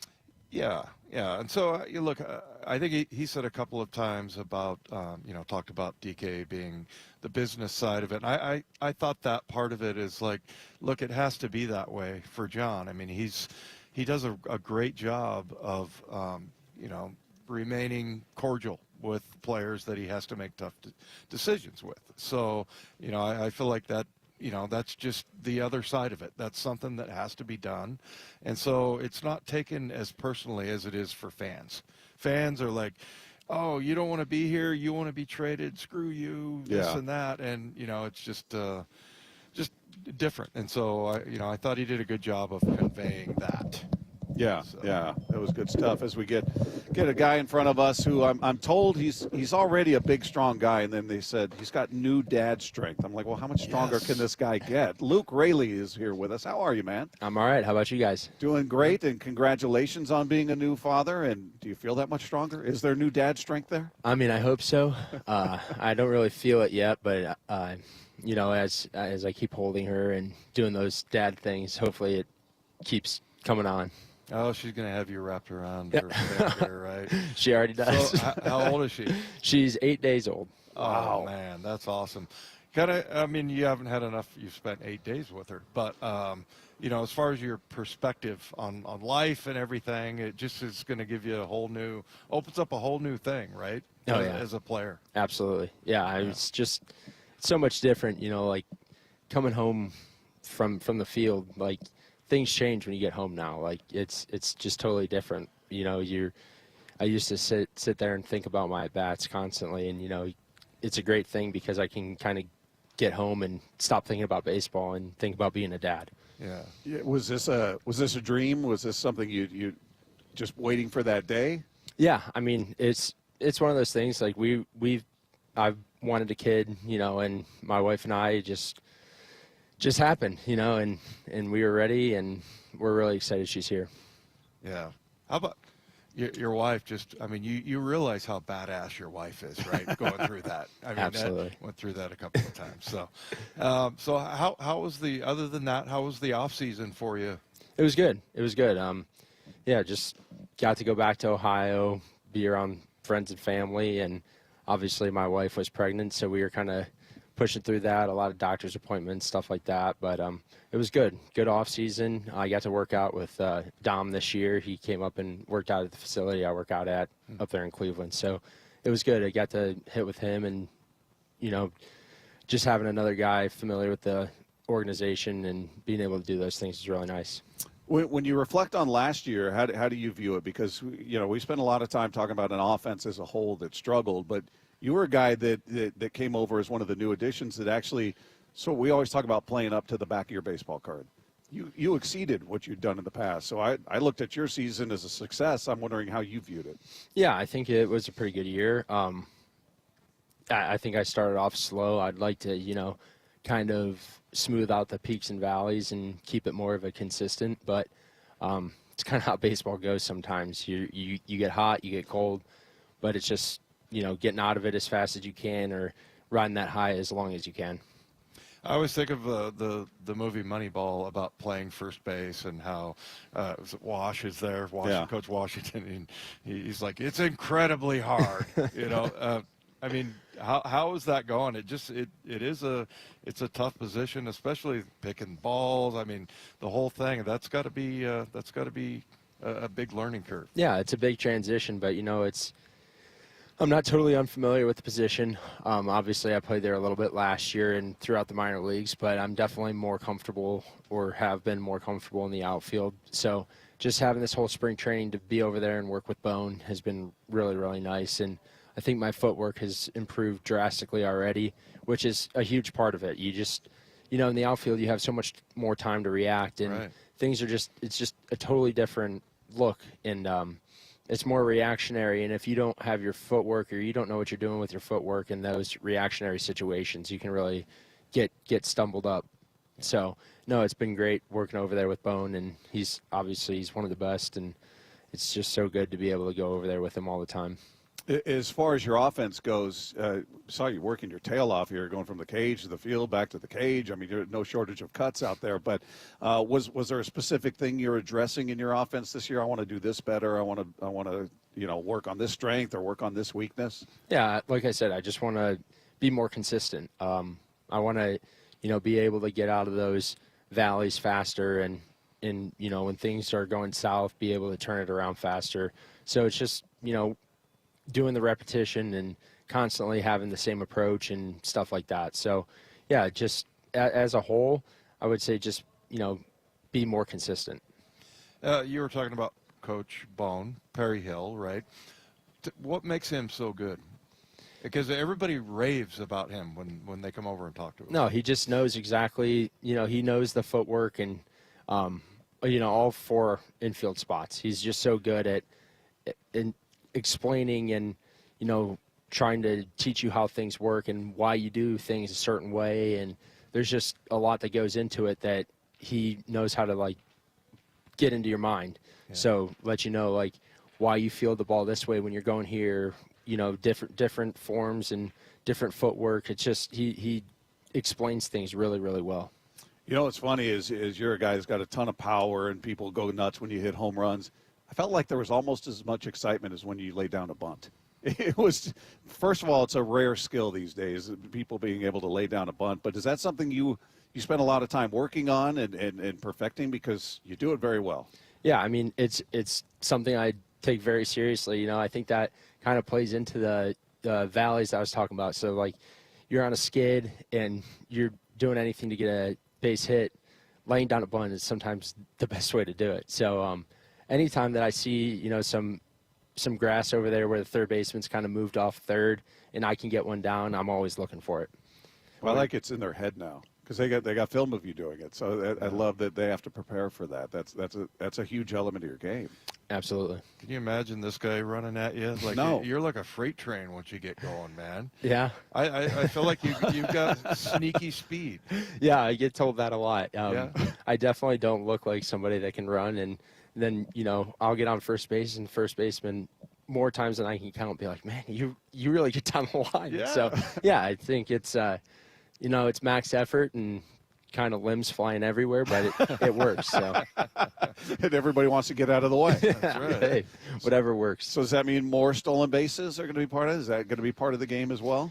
Yeah, I mean, that's always something I'm looking for. EY and I have been working on some stuff over, trying to get better jumps, stuff like that. I think my downfall in stolen bases is, like, I'm a top speed guy. My first step isn't always as quick as it could be, and just working over there with EY has been really good for me. What have you noticed anything about, it just seems very positive here about this team this year. And, it just seems like there's almost like we expect to win. And what's kind of the culture here that you've felt so far in spring training? Yeah. Dan's been awesome at, portraying that to us. It's 162 battles, and we're going to be prepared every night and go out there and play our baseball. And we do. We expect to go out there and win.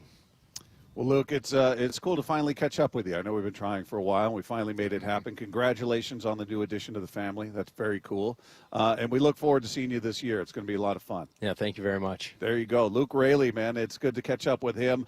If you guys missed that conversation, you can find it on the podcast page after the show. Meanwhile, the entire NFL world talking about DK Metcalf, and you're going to hear some of those thoughts when we sweep the dial. Coming up with Wyman and Bob, this is Seattle Sports on 710.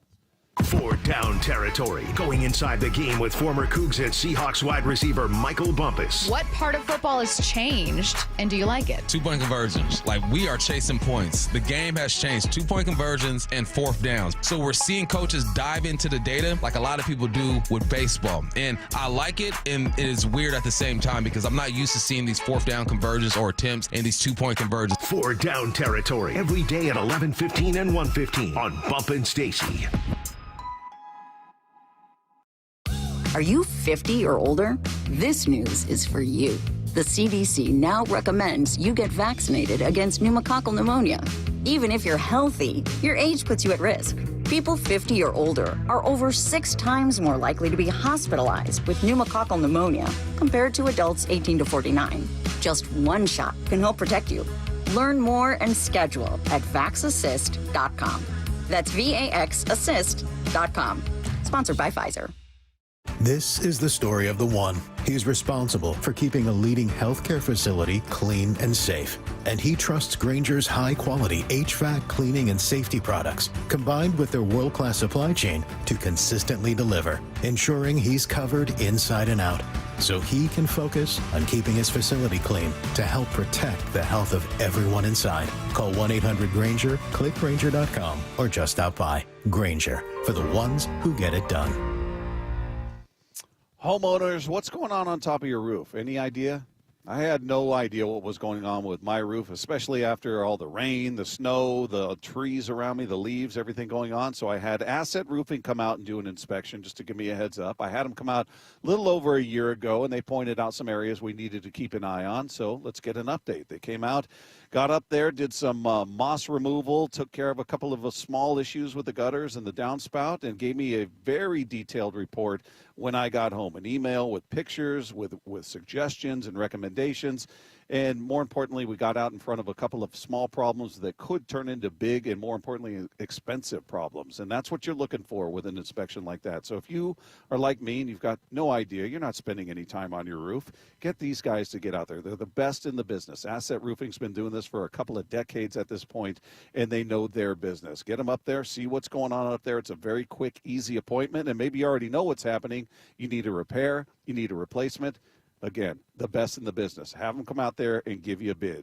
You're either hiring an asset or you're hiring a liability. Check them out at assetroofingco.com. That's assetroofingco.com.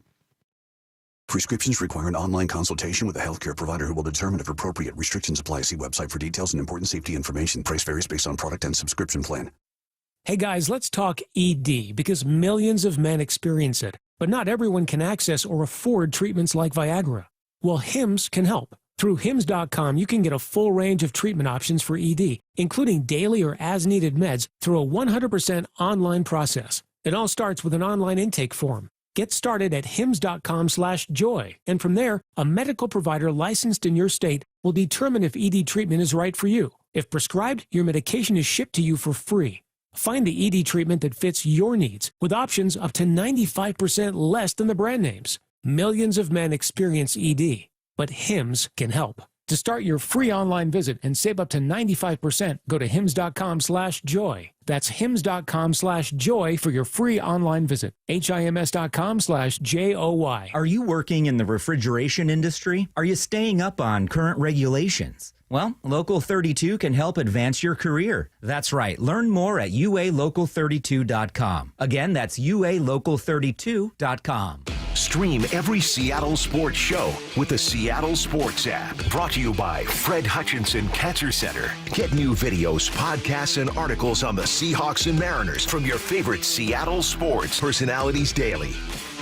The noon hour of the Bump and Stacy Show is powered every day by the caring and compassionate team at Pendergast Law Personal Injury Lawyers. Go to pendergastlaw.com.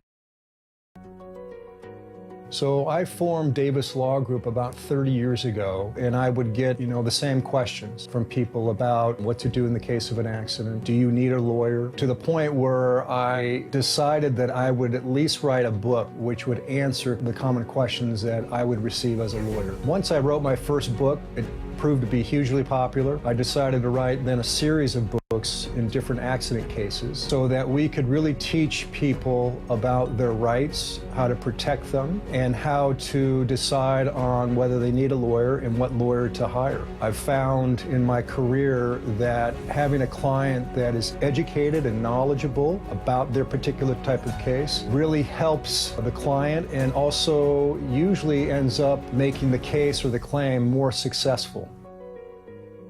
To get your free copy of any of my Washington accident books, visit WashingtonAccidentBooks.com.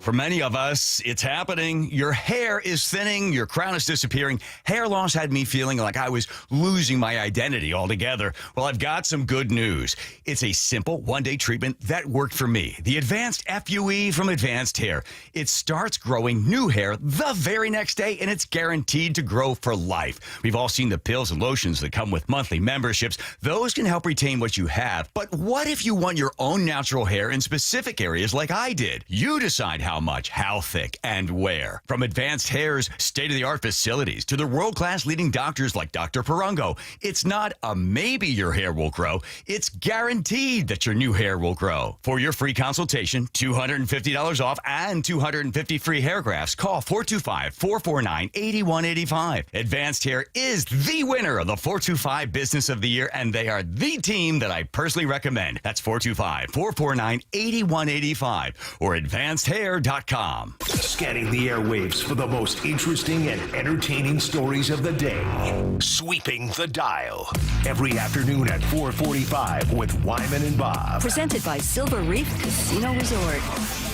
I didn't think we liked Niners cornerback Diamador Lenore much before this, but I know we definitely won't like him much after this. So he went on Instagram Live after he found out about the DK trade rumors, and he has a strange reason for explaining why he wants DK to stay on the Seahawks. Y'all cannot let DK leave. Y'all can't do that. Who I'm gonna have, how I'm gonna have fun out there? And the Jigba, he be crying all day. He cry.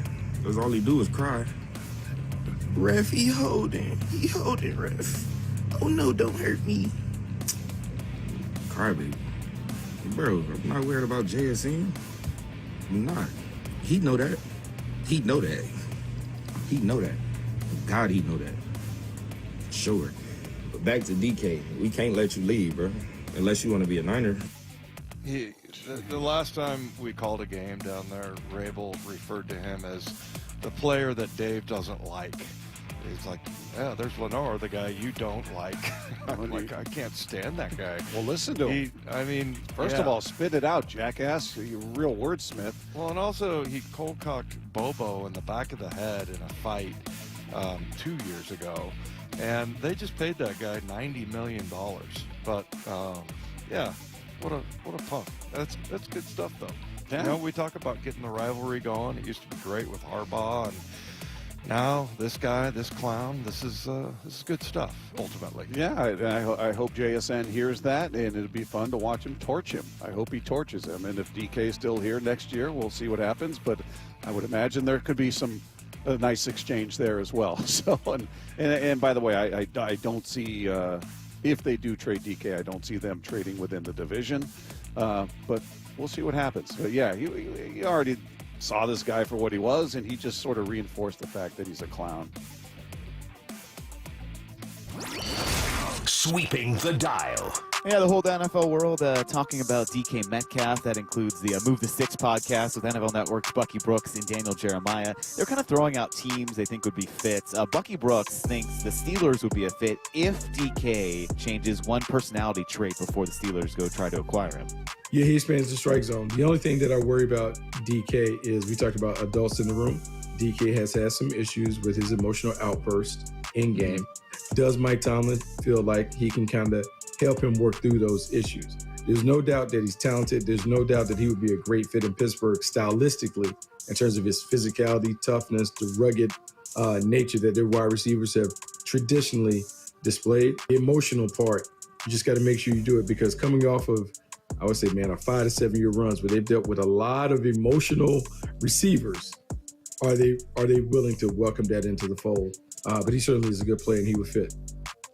And by emotional receivers, he's talking about Antonio Brown, who was a complete knucklehead, and I don't put DK in that category by any stretch of the imagination. How many outbursts did he have last year? Well, I feel like that gets overblown, too. Yeah. I think it makes news when it happens, and you see it repeated on SportsCenter, but we went through the numbers. I think he had picked up, I don't know, did he get a personal foul penalty last year? Well, 2023 and the year before that, he did, especially 23. And then, there was that little kind of argument or disagreement with Pete Carroll, and I think people really blew that up. But no, I don't think. Well, it's turned into like it's a chronic game-by-game situation they have to deal with every week. Yeah. Exactly. So, and that's kind of what Lenore was talking about. I don't know. Maybe now that he's asking to be traded, maybe Seahawks fans appreciate hearing this kind of stuff. They're done with him. But no, I don't remember. I think, like you said, I think it happened a few times, and it just explodes in people's minds. Like, that happens all the time, and it's like, yeah, let's. And also, we've heard DK in the past. Talk about how he's aware of it. Okay, so at least he's self-aware. Sweeping the dial. It looks like just one last year against the Bears, an unnecessary roughness penalty. So, well, 1-17. What's the difference? Yeah. Well, and I don't mind an unnecessary roughness. Yeah. Remember Golden Tate used to get those for the blocking. Cowboys. Well, there was another one against the Jaguars where he hit a guy so hard that they called that. I'm like, I'll take that from a wide receiver. But yeah, like taunting, only 3 in his whole career. So probably overblown a little bit. But we'll stay on the DK situation because it was the big talking point around the NFL yesterday, including Rich Eisen on his show. And he's just kind of theorizing, well, certainly there's got to be some unknown tension between DK and the Seahawks if this is coming to light. But hey, you're 27 and you're one of the biggest beast of a physical receiver around. We'll let you walk. Why would Seattle do that? Must be something going on behind the scenes. We don't know. They're very private about these affairs. I don't know. All I know is I saw what the Eagles were able to do with A.J. Brown, who was in the same draft and is the same type of receiver, right? Yep. I saw what he's able to do there. Why wouldn't you go get DK Metcalf if you can? Yeah, I mean, he like everybody else, we're all kind of speculating. We don't know what happened behind the scenes. We asked the question to John. He didn't give us an answer on it. I didn't expect that he would, but we asked. What led to this? Not sure. But he's right. A.J. Brown was a guy who's thought of as a bit temperamental. I would say he's had a few more episodes that were about he's verbalized. I'm not getting the ball, even in a win. So it's a little different than DK. But, yeah, I would imagine there's going to be no shortage of interest in his services. I would imagine Jon's phone was blowing up with, all right, what's it going to take? What are you looking for? You know, it's interesting. We talked to Moyer about this with Tyler Lockett. Tyler Lockett and DK Metcalf could end up being the Seahawks receivers this year. Yeah. I mean, that's one. I think everybody's written them off, but that could be the case. But yeah, Jon did say they left the door open for Tyler. I mean, go out, see what you can do out there. I don't know if it's likely, but it's a possibility. Mm-hmm. And you know, and I feel like the stuff with DK, they can move past that. But yeah, I mean, you look at. I'm glad we had the clip from Lenore, just because that's somebody that is a punk and problem, right? That's an example, not DK. DK was out there fighting for his team. He gets, you know, these little DBs constantly trying to taunt him. And that's probably one thing he does really need to fix just for his career, that he can't let people get to him. Yeah. Yeah, well, and as Levko pointed out, it hasn't happened as often as people portray it as happening. No, it's entirely been blown up. Yeah, so there you go. All right, little conversation nationally about DK going on out there. Meanwhile, we'll catch up on everything that's been happening this week with our Mariners insider, Shannon Drayer. She'll join us live on set coming up next as we continue here live from Peoria, Arizona. It's Wyman and Bob. This is Seattle Sports on 710. The Jon Schneider Show. Every Thursday until draft day on Wyman and Bob. We are now speaking with the architect of your Seattle Seahawks. How we doing, football fans? With Seahawks President of Football Operations and General Manager Jon Schneider. My job is to do what's best for the Seattle Seahawks organization. I have to keep wrapping my mind around that and trying to communicate effectively. Listen live Thursdays at 4 p.m. or watch the interviews on the Seattle Sports YouTube page. What's the standard the Seahawks defense needs to be held to under Mike McDonald? The Jon Schneider Show. Brought to you by Pizza Hut. Hey, Brock Hewitt here. And as a former college and professional player and quarterback in particular, the years of wear and tear and some of those hits left my knee and some of my body in some constant pain. On and off the field, the weight room, all those heavy squats and all of it. In fact, my knee was really bothering me last year. That's why I decided to try stem cell injection therapy with Dr. Daniel Nelson at Eastside Pain and Regenerative Medicine over there in Kirkland. And really, it was an awesome decision. With Dr. Dan, the procedure itself was so quick and easy. In and out, same day. Next day, I'm out watching football practice, a baseball game, and the staff was absolutely A+. And my knee, well, it's a whole lot better now, and I'm back to squatting and enjoying a much better quality of life. Call Dr. Daniel Nelson, MD, with Eastside Pain and Regenerative Medicine. Over 30 years of experience. No one, and I mean no one, has more experience in pain medicine techniques. You can reach him at 425-823-4000. That's 425-823-4000 or DanielNelsonMD.com. Meanwhile, at Xfinity. So, influencer life going well? Oh, yeah. I'm up to 32 followers. Oh, that's something. Yeah, posting my tap dancing videos is easier than ever because we engineered Xfinity Internet with 99.99% network reliability. Plus, Xfinity Mobile with Wi-Fi Power Boost gives you ultra-fast Wi-Fi at home and on the go. But wait, tap dancing? You don't tap dance. Hey, what I lack in skill, I make up with passion.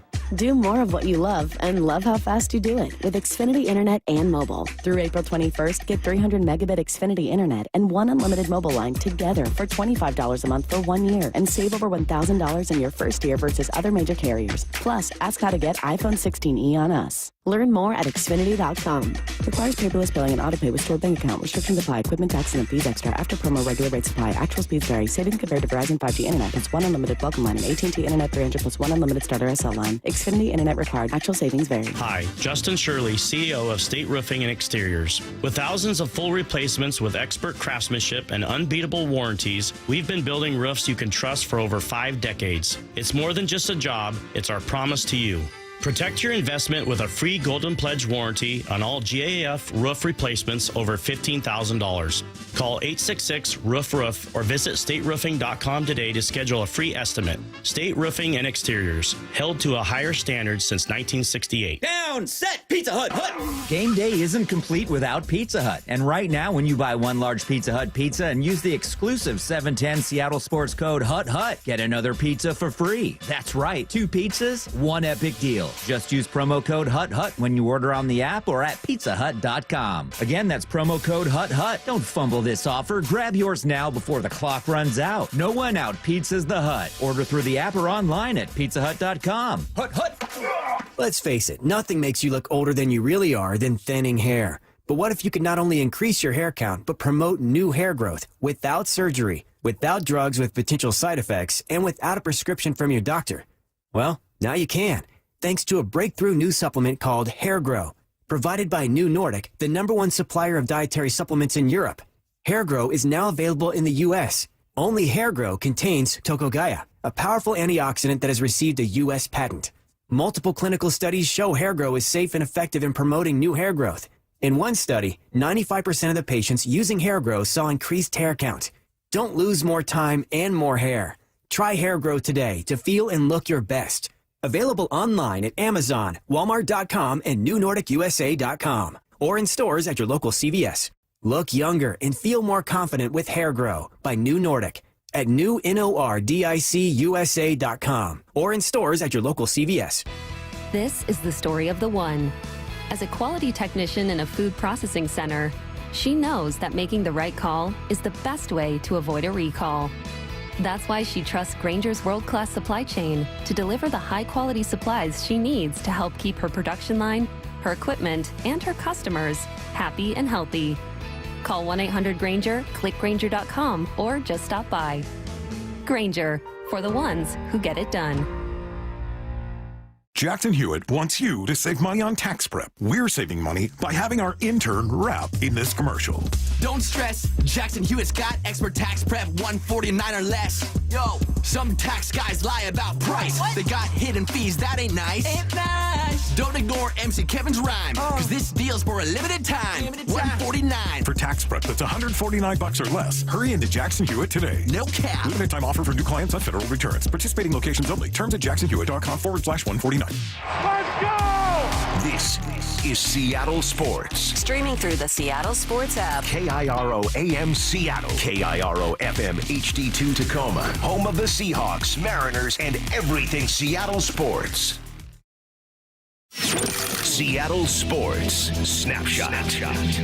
Well, 10-time Pro Bowl selection and former Seahawk linebacker Bobby Wagner and the Washington Commanders are in agreement on a one-year deal, according to sources speaking with ESPN today. In 2024, he was named second-team All-Pro, the 11th time in his career he's made an All-Pro team, and was again voted to the Pro Bowl. He also recorded 100 or more tackles for the 13th consecutive season. So he goes back to Washington on a one-year deal. Meanwhile, the Jaguars plan to release tight end Evan Ingram, per a league source, in a move that will save the team $5.98 million in salary cap space. And this comes on the same day they agreed to trade wide receiver Christian Kirk to the Houston Texans for a 2026 seventh-round pick. Snapshot, brought to you by Miller Lite. When it's game time, it's Miller time.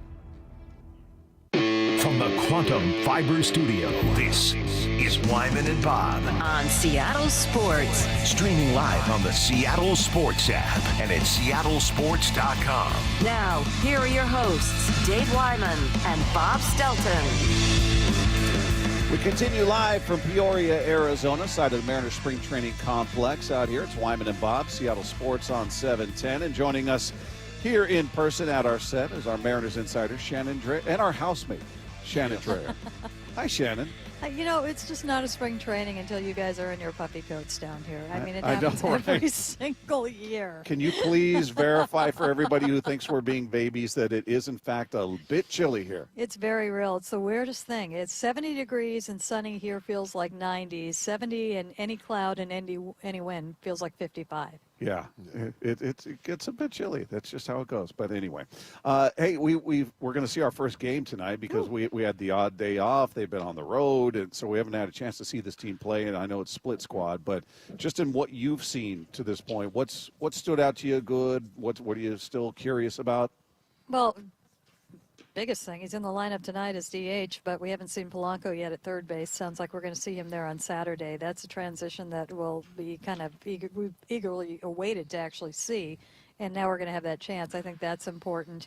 The pitching has been so fun to watch. I've done this forever, and I've never seen anything like it. And not just the starting rotation, but some of the stuff that we're seeing from the relievers as well. It just, you got a lot of guys that are so committed to their craft. You've got an organization that is committed to what they are doing, and everybody is leaning on it, and it just is a special, special group. You've got great coaching for it. They understand the analytics with it and how to use them. And, I'll just never forget that this camp we saw guys in the first week, in the first few days of spring training, throwing 99 and 100, which is just insane. And the new pitches that you've been hearing about, it wasn't too long ago that, you'd hear about new pitches, and it got to a point where I'm like, it's not even worth covering. They never take them into the season. They leave them all in Peoria. And now they're legit. They're bringing them with them. They're bringing them with them. They're making them up during the season. It is absolutely amazing to watch. Yeah, it seems like they have such a good chemistry there with those guys. Haven't talked to a few of them, but who has made the biggest jump, do you think, in that just the 5-man? And then you could maybe answer, in the bullpen or, up and coming pitchers. But it just, to me, it sounds like Bryce Miller.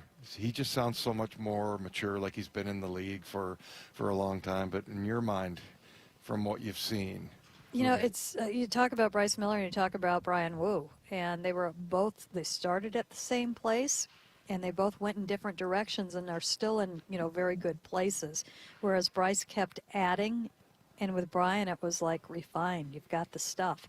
Don't know how you got it, but you've got the stuff, And, two different pitchers with such vast different experiences and experience in the game. And they have been just a pleasure to watch the way that they have developed. And Bryce, you never knew that he's a scientist out there. And Brian Wu is still learning, but what he has just is, and the foundation that he starts with is absolutely, amazing. And the fact that after their first exposure, both had trouble with lefties. Solution for Bryce Miller was add pitches. Solution for Brian Wu was get better with the 4 that I have, because if I'm on with those, they are elite pitches, particularly that fastball. So I think that they've made huge jumps in such tremendous time, and trying to, and maybe I'll be wrong about this, maybe this has something to do with the technology and how you can teach and learn pitching right now, but I don't think we'll ever see anything again like we have seen with the procession of pitchers that we have had, with a Logan Gilbert coming up one year, with the next year George Kirby coming up, and the next year Bryce Miller and Brian Wu. From Double-A. From Double-A, and all. It's just, they talk about right now, we're not too worried about who the opening day starter is. Any one of us could start on many teams opening day. And for, you think about, you don't have to go too far back to think about the big 3 years ago with, Danny Holtzen, James Paxton, and Taijuan Walker, and how hard it was to pull one of them full time across the line, and how the other was kind of in and out and whatnot. To have 4 in 3 years and the elite level that they're at, I don't know that we see that again. That is special. Thus the urgency to capitalize on it while it's here, right? There's a buzz about that. Yeah. I'm trying to create it. It hasn't existed, so I'm just trying to make it up. But no, it's fascinating to watch. And I'm sort of torn, Shannon, between holding them to what they did last year, which was spectacular. You're looking at sub-3 ERAs from these young guys. I'm just going, is it realistic to expect them to be better? Is it? Health you can never predict with a pitcher. They've been, knock on wood, it's been so take fortunate. All 5 and ask that they be healthy, and that's all I want. Yeah, be healthy. I will roll the dice with all 5 of them healthy. But is it realistic to think they're going to be better than they were last year? Trying to think of how much they could improve. Luis Castillo, you could say, had times when he just kind of lost his head and couldn't get out of trouble and couldn't find a strike zone, and then was great. If you shrink that, he's better, and he knows that. And I think that is something that he's worked on. Bryce Miller didn't have the greatest first 2.5 months, and then kind of figured some things out. So, if he picks up where he left off last year, he's better. Brian Wu consistency and just, he missed a couple of games here and there. Yeah, he can be better as well. And Kirby, he had the highest WAR for a starter on the team, and he was probably the one that you could look at and say most needs improvement last year, although he's starting from an absolutely insane, the bar that he has set to that point. Yeah, if he gets back to the bar, that's improvement from him. So sure. How about the sort of messaging that you've heard from Dan? I mean, you've known him for a long time. 45 years. No. But they met when they were 4. Yeah. But yeah, Bob's got some funky math going on there on that one. But yeah, I mean, you've known him as a player, and now, I mean, has he changed much? No. Do you think? He really has not. Yeah. You know, this is the Dan Wilson that we saw, who was kind of a de facto captain of the team. You know, he was the catcher, and he was kind of kind of the sane adult one. He was the one, you know, he was somebody who wasn't going to give you very much, but he was going to be thoughtful in what he gave you as a reporter. He was available, and he was the one that kind of looked out for everybody. Yeah. And he was also the one that you said probably could be a manager. I had him slated for Congress or Senate, to be honest with you. Yeah. I thought that he could run for president someday. We'll settle for manager of the Mariners right now. Yeah. But no, he's very much. I see the same Dan Wilson. I asked him how many games he thought he'll get thrown out of. He will. I can't imagine that. He will. It's in there. You think so? I've never seen him angry. He will. All right. Well, that would be fun. Yeah. Have you seen that side of him? I mean, look, everybody that plays in Major League Baseball is a competitor to the highest degree. Right. It has to be in there somewhere. It has to. I think things change when the lights go on in the big stadium up there, and I think also if the situation calls for him to defend a player, absolutely. Right. And that's how that usually happens. You know, the ones that aren't going to go start it, they're going to have to go out there and save their own guy. Yeah. And he will do that. How you feeling about the bullpen? You know, we talked to Brash, and hopefully he said everything's great, and he's on schedule for hopefully the end of April. Santos is kind of the wild card. I don't really know what to expect from him because we really saw little to nothing from him last year. So what do you think? I mean, we saw guys put in tough positions last year, roles they probably weren't suited for. Ryan Stanek getting thrown into certain roles, but a fully healthy bullpen with Munoz at the back end. Brash is your 8th inning guy. Hopefully Santos. How are you feeling about the bullpen? It would be great if Santos, we just haven't seen it yet, and there's no reason not to see it. I just think that he is somebody that is still developing. So, if we don't see it right away, I think they are trying to do things with him the right way. I think that they found that when he came over from Chicago, there just wasn't much of a base there. The training programs that the M's have are, I'm not going to say they're revolutionary. I think they're going on in most camps right now, but maybe not. It seemed like some things here and there perhaps were missed with him, and so they kind of went back, stripped it down, and this is how you have to, arm maintenance, things like that. So I'm interested to see what that looks like, and I don't know that we see it right away. We're going to have to wait and see what it does. The Munoz, I'm encouraged, not just by the new pitch, but he threw a lot last year. He had all of the back issues, and the back, he still has to wear the brace, but it feels much better. Seeing 100 from him, first day in camp, that he's in a good place physically to be able to do that. I think that helps. Gabe Spire is one that I think is awfully important, and I think that him having just, some health issues at the end of last year, and I think that hurt, and to see him 100% right now is huge. And then, Colin Schneider wasn't really discovered until later in the season and put into the leverage roles. He almost did that kind of Paul Sewald where he needed some time once the season got going, developed another pitch a little bit, and then came in, and all of a sudden you'd see him at the back end of the bullpen quite a bit. I think they have enough here, and I think that you're going to have to wait for Brash, obviously, but I do like what we're seeing from Jackson Kowar, who is coming back from Tommy John surgery as well. And then you've got Trevor Gott, too, who's got all the experience in the world, also coming back. They're throwing good bullpens right now. That's kind of the surprise area for me because I was very skeptical. I wanted to see additions made in the offseason, significant additions. We didn't see that, but that's the thing that I feel the best about coming down here and looking around saying, okay, I get it now. I see what they have in the pen.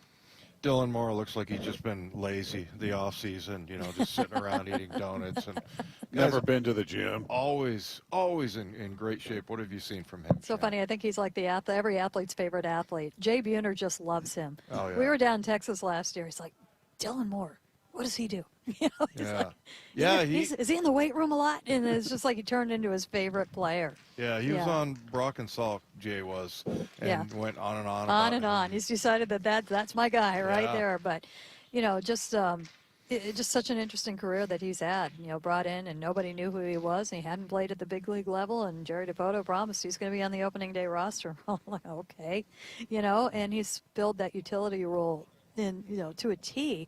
And I think the interesting thing now will be is that if there is a need at another position, do you take him out of a full-time position? Is his value more being able to move around quite a bit? Do they get forced into that spot, which kind of, you put all eyes on Ryan Bliss at that situation, a little bit more on Cole Young, I think, as things get going. So is Rivas part of that too? Rivas is a little bit different in that he can play shortstop, and most of them can't. Dylan can, and so if Dylan is on second, then I think you were probably looking a little bit more at Rivas being the backup at shortstop. Rivas has been slowed by that ankle, so I don't know if that is setting him back or not right now, but it's not huge in that regard because he had 6 months of baseball ahead of you, and so he is going to be there at some point, I would imagine. But you look at the other guys, and Bliss you wouldn't put it short. The others you wouldn't as well. Cole Young you could put it short, but when he comes up, I think you plant him at the position where you want him, and you're not moving him around. So for Dylan, I think he is going to, even though it looks like he's got a pretty good home at second base, I think he's going to have to remain as versatile as ever, and he can, and now he can do it with a Gold Glove as well. I just asked about Dylan Moore. Oh, that's right. That's right. I thought you wanted to go on again. and on. I'll go again. Well, if you Dave want. loves Dylan Moore, and he he made the suggestion that he's good enough to be an everyday player at second base, the texters kind of I jumped said, on him. hey, maybe if you put that on him, and Bob pointed out it is later in his career. It's not like he's a young guy, but yeah. I'll throw this out there. He did train a little bit differently this year. Like, Did he? he's aware of that, and he worked with some speed coaches and some running coaches and things like that, so he can get every step that he has. Yeah. That's his focus and how he works, and didn't have to wait for the bad year for that to happen. Can he hit right-handers? Yeah. I like Dylan Moore. I do. I like him a lot. I just don't. I don't think in a perfect world you're looking at him going, Here's "That's another my thing to everyday look second for. baseman." Here is another thing to look for is that they do have a new hitting philosophy. They do have a new guy at the top, and I think they were content before with Dylan swinging for the fences as much as he did, and I'm kind of wondering if we're going to see a little bit less of that. Dylan certainly has that power. But you also need him getting on base, and you got him on base, you might get another base out of him too. So I'm kind of interested to see, for a lot of them, do they kind of change a little bit of who they have been at the plate? And it's not that it should be an overhaul, but if you've got a guy that was kind of pull happy and kind of homer happy, and I think Dylan, he loves his fastball, but if you can get a little bit more out of him on the on base and on, be it a walk, be it a hit, be it a double, I think all the better. And I think your right-handers are going to play into that as well. Well, we'll see, Dave. We'll see. See if Dave turns look, out. I propose. I wasn't Jay Buhner about it. I just said, hey, blind love. But I mean, shoot, there's lots of question marks. I mean, in the entire infield almost. Like, can Luke Raley? We just had him on. What a pleasant guy. Oh, Love he's great. That guy. Did you talk to? Could he wrestle a bear? Yeah. we forgot that question. It's not whether he can wrestle one; it's whether he can beat one up. Yeah. Yeah. Did you talk about Christmas trees at all?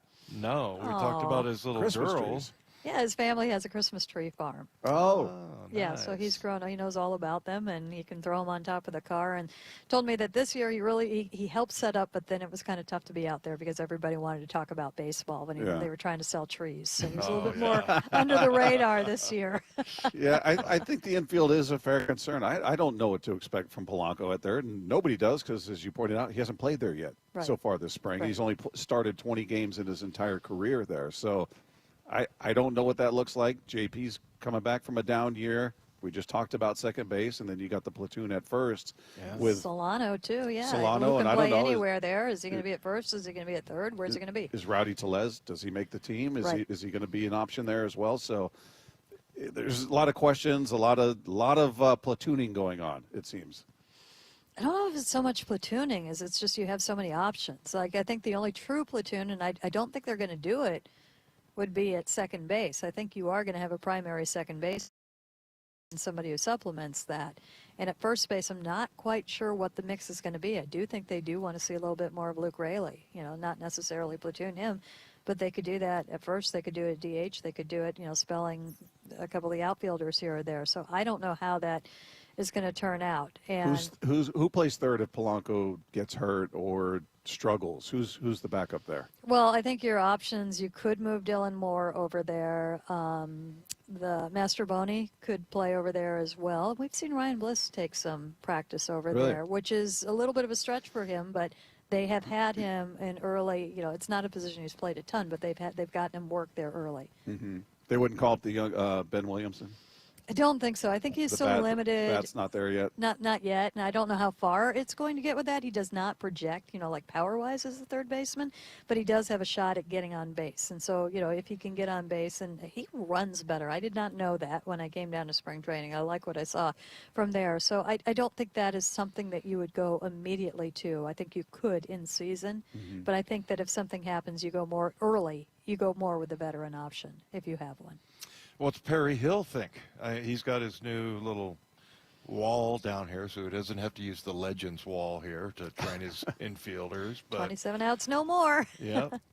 But, I mean, as far as what you've heard from him and, who he likes, and he just seems like everybody, Luke Raley brought him up. I mean, he just seems like he's very important on this coaching staff. Yeah, I think I saw him out watching or working with Colt Emerson and Ben Williamson right before we had the day off, and it was just so fun to watch, and just the young ones there. He can teach the young ones, he can teach the veterans, he has the ear of absolutely everyone. I know that he's anxious to get Polanco into the full drill, so I think we are coming up on the time where it's got to be now. It's time. It's if you want everything to be on, to get him where he needs to be or where he feels comfortable, you want to see him very soon, and hopefully we do see him on Saturday. I think he likes his new wall over there, which is important. Looks pretty cool. Looks pretty cool. And if anybody wants to see this, if you missed it, I did a video tour of all the improvements. It's on seattlesports.com right now, and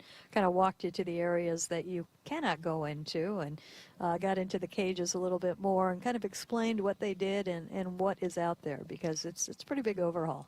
So what do you think opening day starter is going to be? I'm going to go Castillo, I think. Opening day starter should be? It doesn't matter to me. It really doesn't. It doesn't. You could give reasons for so many different players for so many different reasons. And if it is Castillo, it's the old school respect. It's his, Well, and he's verbalized it's one of his goals, right? So, which I think is kind of big, and that's a long time. That didn't just pop up this year. Right. The first year he got here, he listed his 3 goals for every year. So, he believes in that. He's done the work. He looks good. He's done his part. So I would not be surprised at all if it was him. Logan absolutely has an incredibly strong case for it as well. Is very diplomatic in how he handled it, but he's also very deferential about it. Talking about, we asked him about it. Yeah. He's talked about, Luis has done all this great stuff. Right. He's such a great guy, and I've learned so much from him. So he would have no issue. He's made that clear. No, they're all so close that I think it's fine, and that's Logan. He is very genuine, and what you see is what you get with him, and it's also very thoughtful. So yeah, that was kind of one of our early questions to him, and I think that kind of tipped it off a little bit. I'm like, he's okay if it's not him. Outside of the players, just all the people that have come through here and spent your time down here, who's the most interesting, or who was somebody that you really enjoyed catching up with, that visited spring training the time that you've been down here? Obviously, Ken Griffey Jr. Anytime you can sit down with him. Took the world's And longest his caddy. haircut. My goodness. Oh, that might have been my fault. That's when I sat down with him. Jeez. It's not like he's got long hair to begin with. He was in that chair for 45 minutes. Oh, he was having fun. He was holding court, having fun, and it's always just fun to see the response of everybody here and the players, and just the thought that you had. I mean, the Mariners have 3 Hall of Famers, and they're not any old run-of-the-mill Hall of Famers. They are pretty remarkable, Hall of Famers. And it was pretty cool to see them all here together. But he's just fun. And a conversation of a not player, if you ever have the opportunity to talk with Trent Blank, pitching strategist and pitching coach, you learn so much. Yeah. I still marvel at watching Ichiro. I get a huge kick out of him. Yeah. He was pitching out here on the field yesterday. He was throwing gas. His arm is ridiculous. What is he, 51? 52? I think he is 51 now. Who said he has the best mechanics he's ever seen? Was that Brian Wu or? Who were we talking to? Yeah. Yeah, we've talked to so many people. Somebody was saying that off air, like he's got better mechanics than a majority of the people you see out there. But anyway, Shannon, thank you so much. We'll see you at home tonight. Sounds good. All right, that does it for us. I want to thank our guests, Cal Raleigh, Matt Brash, Paul Moyer, Andres Munoz, John Schneider, Luke Raley, and, of course, Shannon Drayer. If you missed any part of today's show, you can find it on the podcast page at seattlesports.com. Just click the podcast tab, scroll down to our picture, and click on that. It'll be right there waiting for you after the show, and click subscribe. We'll talk to you tomorrow right here live with Wyman and Bob, Seattle Sports on 710. People thought I was negative on Twitter when I said, I am salt. You're negative. You are negative. Fine, I am not yes, negative. You are. Flock and Salk. Every morning from 6 to 10. So how is that negative? Because you're negative. What? Oh, you're going Because I'm on the other text line with you. I go back and forth with you. Yes. You are tremendously negative. Absolutely, positively. You're negative in all regards. Not. It's not even just this. And now you're just a big old negative Nancy. I'm going to punch you. You're more negative than me. This is Seattle Sports. On 710 and the Seattle Sports app. Over the past decade, Washington state politicians have doubled state spending with no improvements to the issues we care about. Instead, we now have the third highest cost of living in the nation and a $12 billion deficit. It's time to tell legislators we need better results, not bigger taxes. Act now at affordablewashington.org. Paid for by people for an affordable Washington and Olympia, Washington. Top 5 donors are Washington Alliance for Competitive Economy, Microsoft, Madrona, T-Mobile, and Alaska Air. Hey, Brock Hewitt here for my friends at PCF Group, or People Come First Construction Group, and that's exactly what they did when we made the call a couple years ago. We wanted to redo our outdoor space, wanted to add a deck and outdoor living and television and a kitchen, and PCF Group, wow, they more than delivered. And if you're interested in building a stunning outdoor area like we did, I cannot recommend them enough. Reach out before the good weather arrives, and their schedule, well, it's going to fill up. So whether you're looking for a complete outdoor living space or a very specific project like an underdeck ceiling, deck, patio cover, railings, PCF has you covered. Design now and pay later. In fact, get 12 months, no interest and no payments, and up to $6,000 off and a $1,000 Amazon gift card. Request a complimentary design and estimate consultation at 425-629-8476 or project ideas. Explore photos at pcfgroup.com. That's 425-629-8476. What is that sound?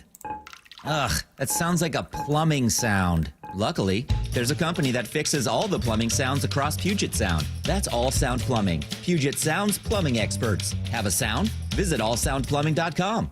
So here's the deal with Mariners season ticket memberships. You've got 2 great options. With a Flex membership, you have the freedom to pick your seats, games, and number of tickets whenever you want. Or, if you like knowing where you're sitting all season long, go with a reserved membership and lock in your seats from day one. Both plans get you access to exclusive pre-sales, year-round discounts, special event invites, and more. Check it out at mariners.com/25. Now Raleigh wins it in the 10th inning for the Mariners. Guys, your testosterone level impacts your energy, drive, weight, hair loss, and even ED. Revive Men's Health Seattle will check your T level for free. For your free T level check, exam, and consultation, call 206-529-1111 or visit revivemenshealth.com. Getting engaged? At Shane Company, we'll help you find the perfect diamond. This is your engagement ring, aka only your life's most important piece of jewelry. No need to worry. As gemstone experts since 1929, we handpick only the most beautiful natural and lab-grown diamonds cut to our high standards in every price range. We have diamonds in all shapes and sizes, ready to compare side by side right here in our store. Come see for yourself at Shaneco.com or at your local store. No appointment necessary. Shane Company, your friend and jeweler. The nonprofit Puget Sound Senior Baseball League plays real baseball on the best fields. The season's next tryout for adults ages 18 to 65 and older is this Saturday, March 8th at Hogan Park at Russell Road in Kent. With 10 divisions featuring different age and skill levels, there's room for almost every ball player, from ex-Little Leaguers to high school and even former college and pros. Get all the info at pssbl.com. That's pssbl.com.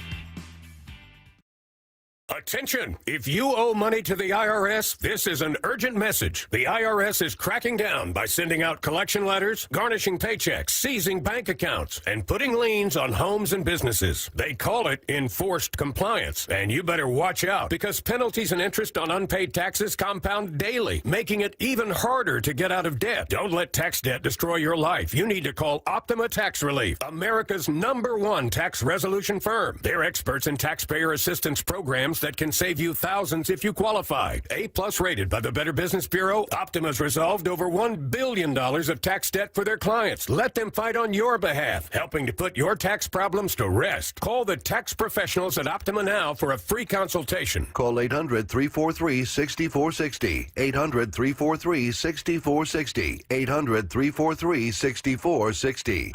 Optima Tax Relief. Some restrictions apply. For complete details, please visit OptimaTaxRelief.com. Meanwhile, at Xfinity. So, influencer life going well? Oh, yeah. I'm up to 32 followers. Oh, that's something. Yeah, posting my tap dancing videos is easier than ever because we engineered Xfinity Internet with 99.99% network reliability. Plus, Xfinity Mobile with Wi-Fi Power Boost gives you ultra-fast Wi-Fi at home and on the go. But wait, tap dancing? You don't tap dance. Hey, what I lack in skill, I make up with passion. Do more of what you love and love how fast you do it with Xfinity Internet and mobile. Through April 21st, get 300 megabit Xfinity Internet and one unlimited mobile line together for $25 a month for 1 year and save over $1,000 in your first year versus other major carriers. Plus, ask how to get iPhone 16e on us. Learn more at Xfinity.com. Requires paperless billing and autopay with stored bank account. Restrictions apply. Equipment tax and fees extra. After promo, regular rates apply. Actual speeds vary. Savings compared to Verizon 5G Internet plus one unlimited welcome line and AT&T Internet 300 plus one unlimited starter SL line. Xfinity Internet required. Actual savings vary. It's time to play ball. Swing and a miss and a slider, strike 3. Mariners Spring Training Baseball is brought to you by Muckleshoot Casino Resort, T-Mobile, Global Credit Union, and by your local steel dealer. It's driven well, it's driven deep, and it's driven out of here.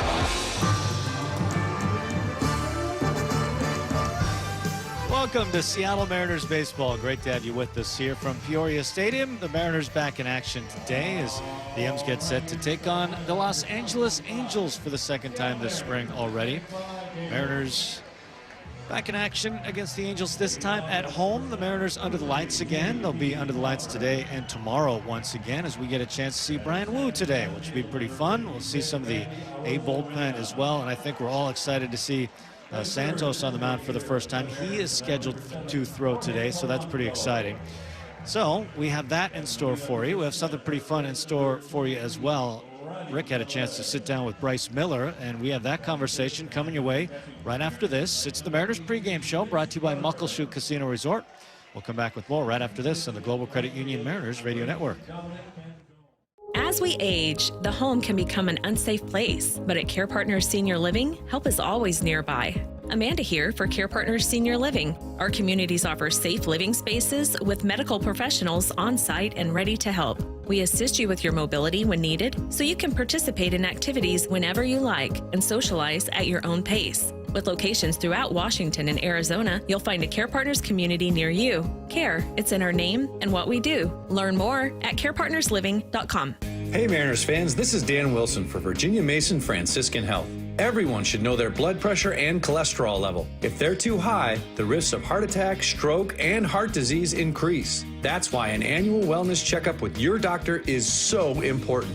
Simple things like eating healthy, daily exercise, and working to quit smoking will give your heart the support it needs to keep you in the game for extra innings. To schedule your annual wellness appointment, go to vmfh.org/Mariners. You're listening to Spring Training Baseball on the Global Credit Union Mariners Radio Network. Well, the Mariners get ready to take on the Angels tonight here in Peoria. A chance to visit with last night's starting pitcher Bryce Miller over in Surprise. Got his second start of the spring against the Kansas City Royals. Bryce, a heck of a year last year, your first full season in the big leagues.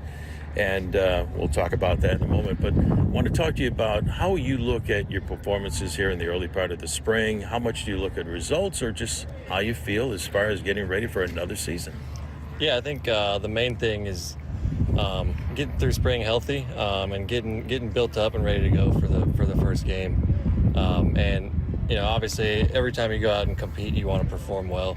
But especially early in spring, like I have, a couple of new pitches that I'm trying to work on, and I think early in spring, it's really difficult to get 7 pitches in 25 or 37 pitches. And so like looking at yesterday's outing, like there was multiple at bats that went in ways that they wouldn't normally go in season, and I threw both of them last year, but the main thing going into the off season was to get my cutter dialed in. I threw like 30 of them last season at the end of the year, and every time I would throw it last year, it was like I would throw one and just hope that it cuts. Like I would throw a good one here and a bad one here, and so that was one of the main things I wanted to do, was get it to where like when I got to season this year, like whenever I was throwing a cutter, like I know it's going to cut and I don't have to worry about it and I can trust it. And then the other thing was just the curveball that I added. I had it for the second half of the year, but it was always like just throw it as hard as I could.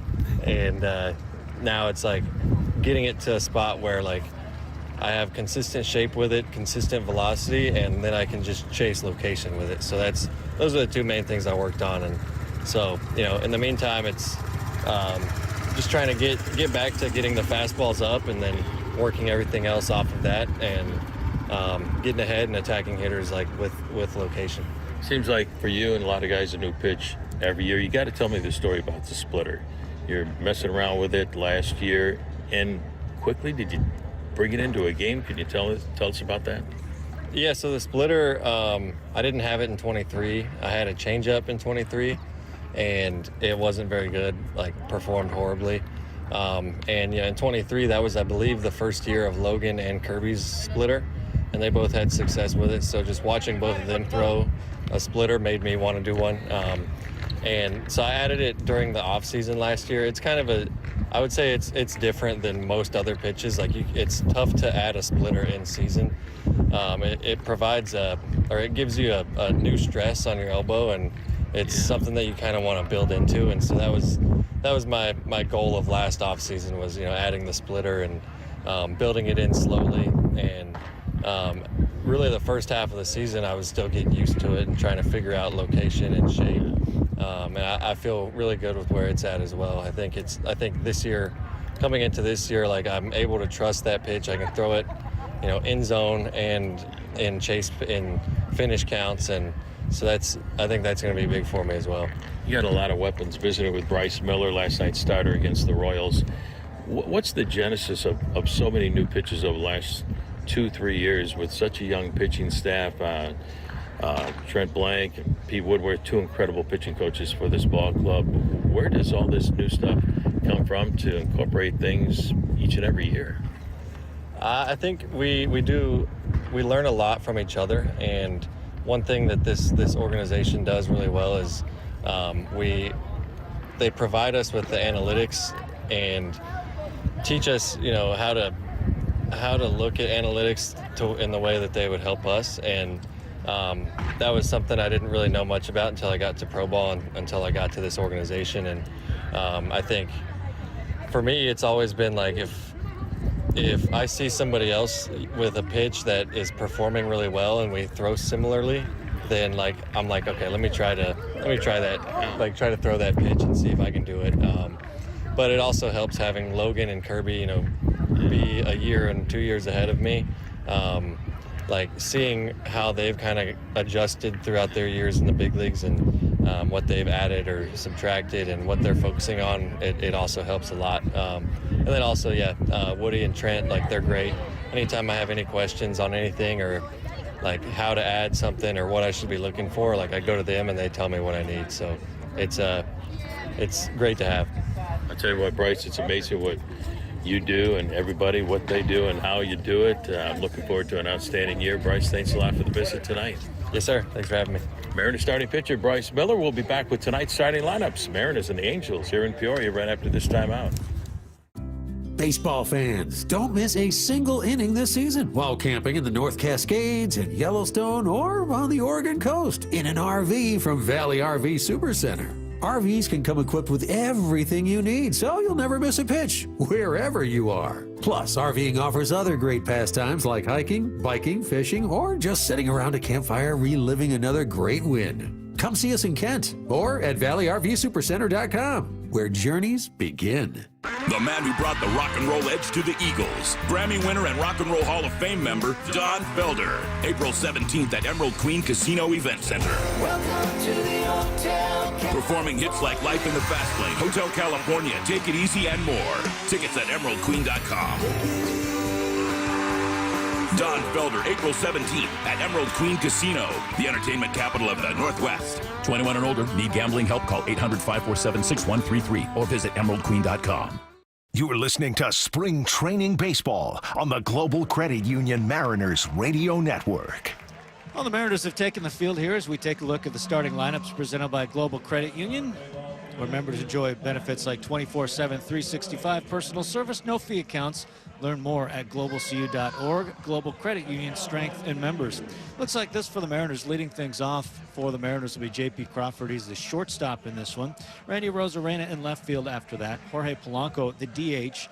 Rowdy Tellez will be the first baseman. Mitch Garver will do the catching. Dom Canzone in right field. Miles Mastrobuoni in center. Ben Williamson will be the third baseman. Cole Young, he'll bat ninth and play second base. First time that Cole Young has started a game in the field. We saw him for the first time yesterday at second base, coming in late defensively. So Cole Young will get the start in this one. And Brian Wu up on the mound, taking on the Angels tonight under the lights once again. And Rick, what has been it's been a trend here at Peoria Stadium. It is a very windy night again. Yeah. So we'll see how it all plays out, because wind, the last handful of times that we've had games here, have been a real factor in this ballpark. Gary, here in the Phoenix area, especially in Peoria, nothing around us to really knock down the wind. It is very breezy tonight on the cool side as we're under the lights one more time. So we're kind of getting the flavor of the early part of the season.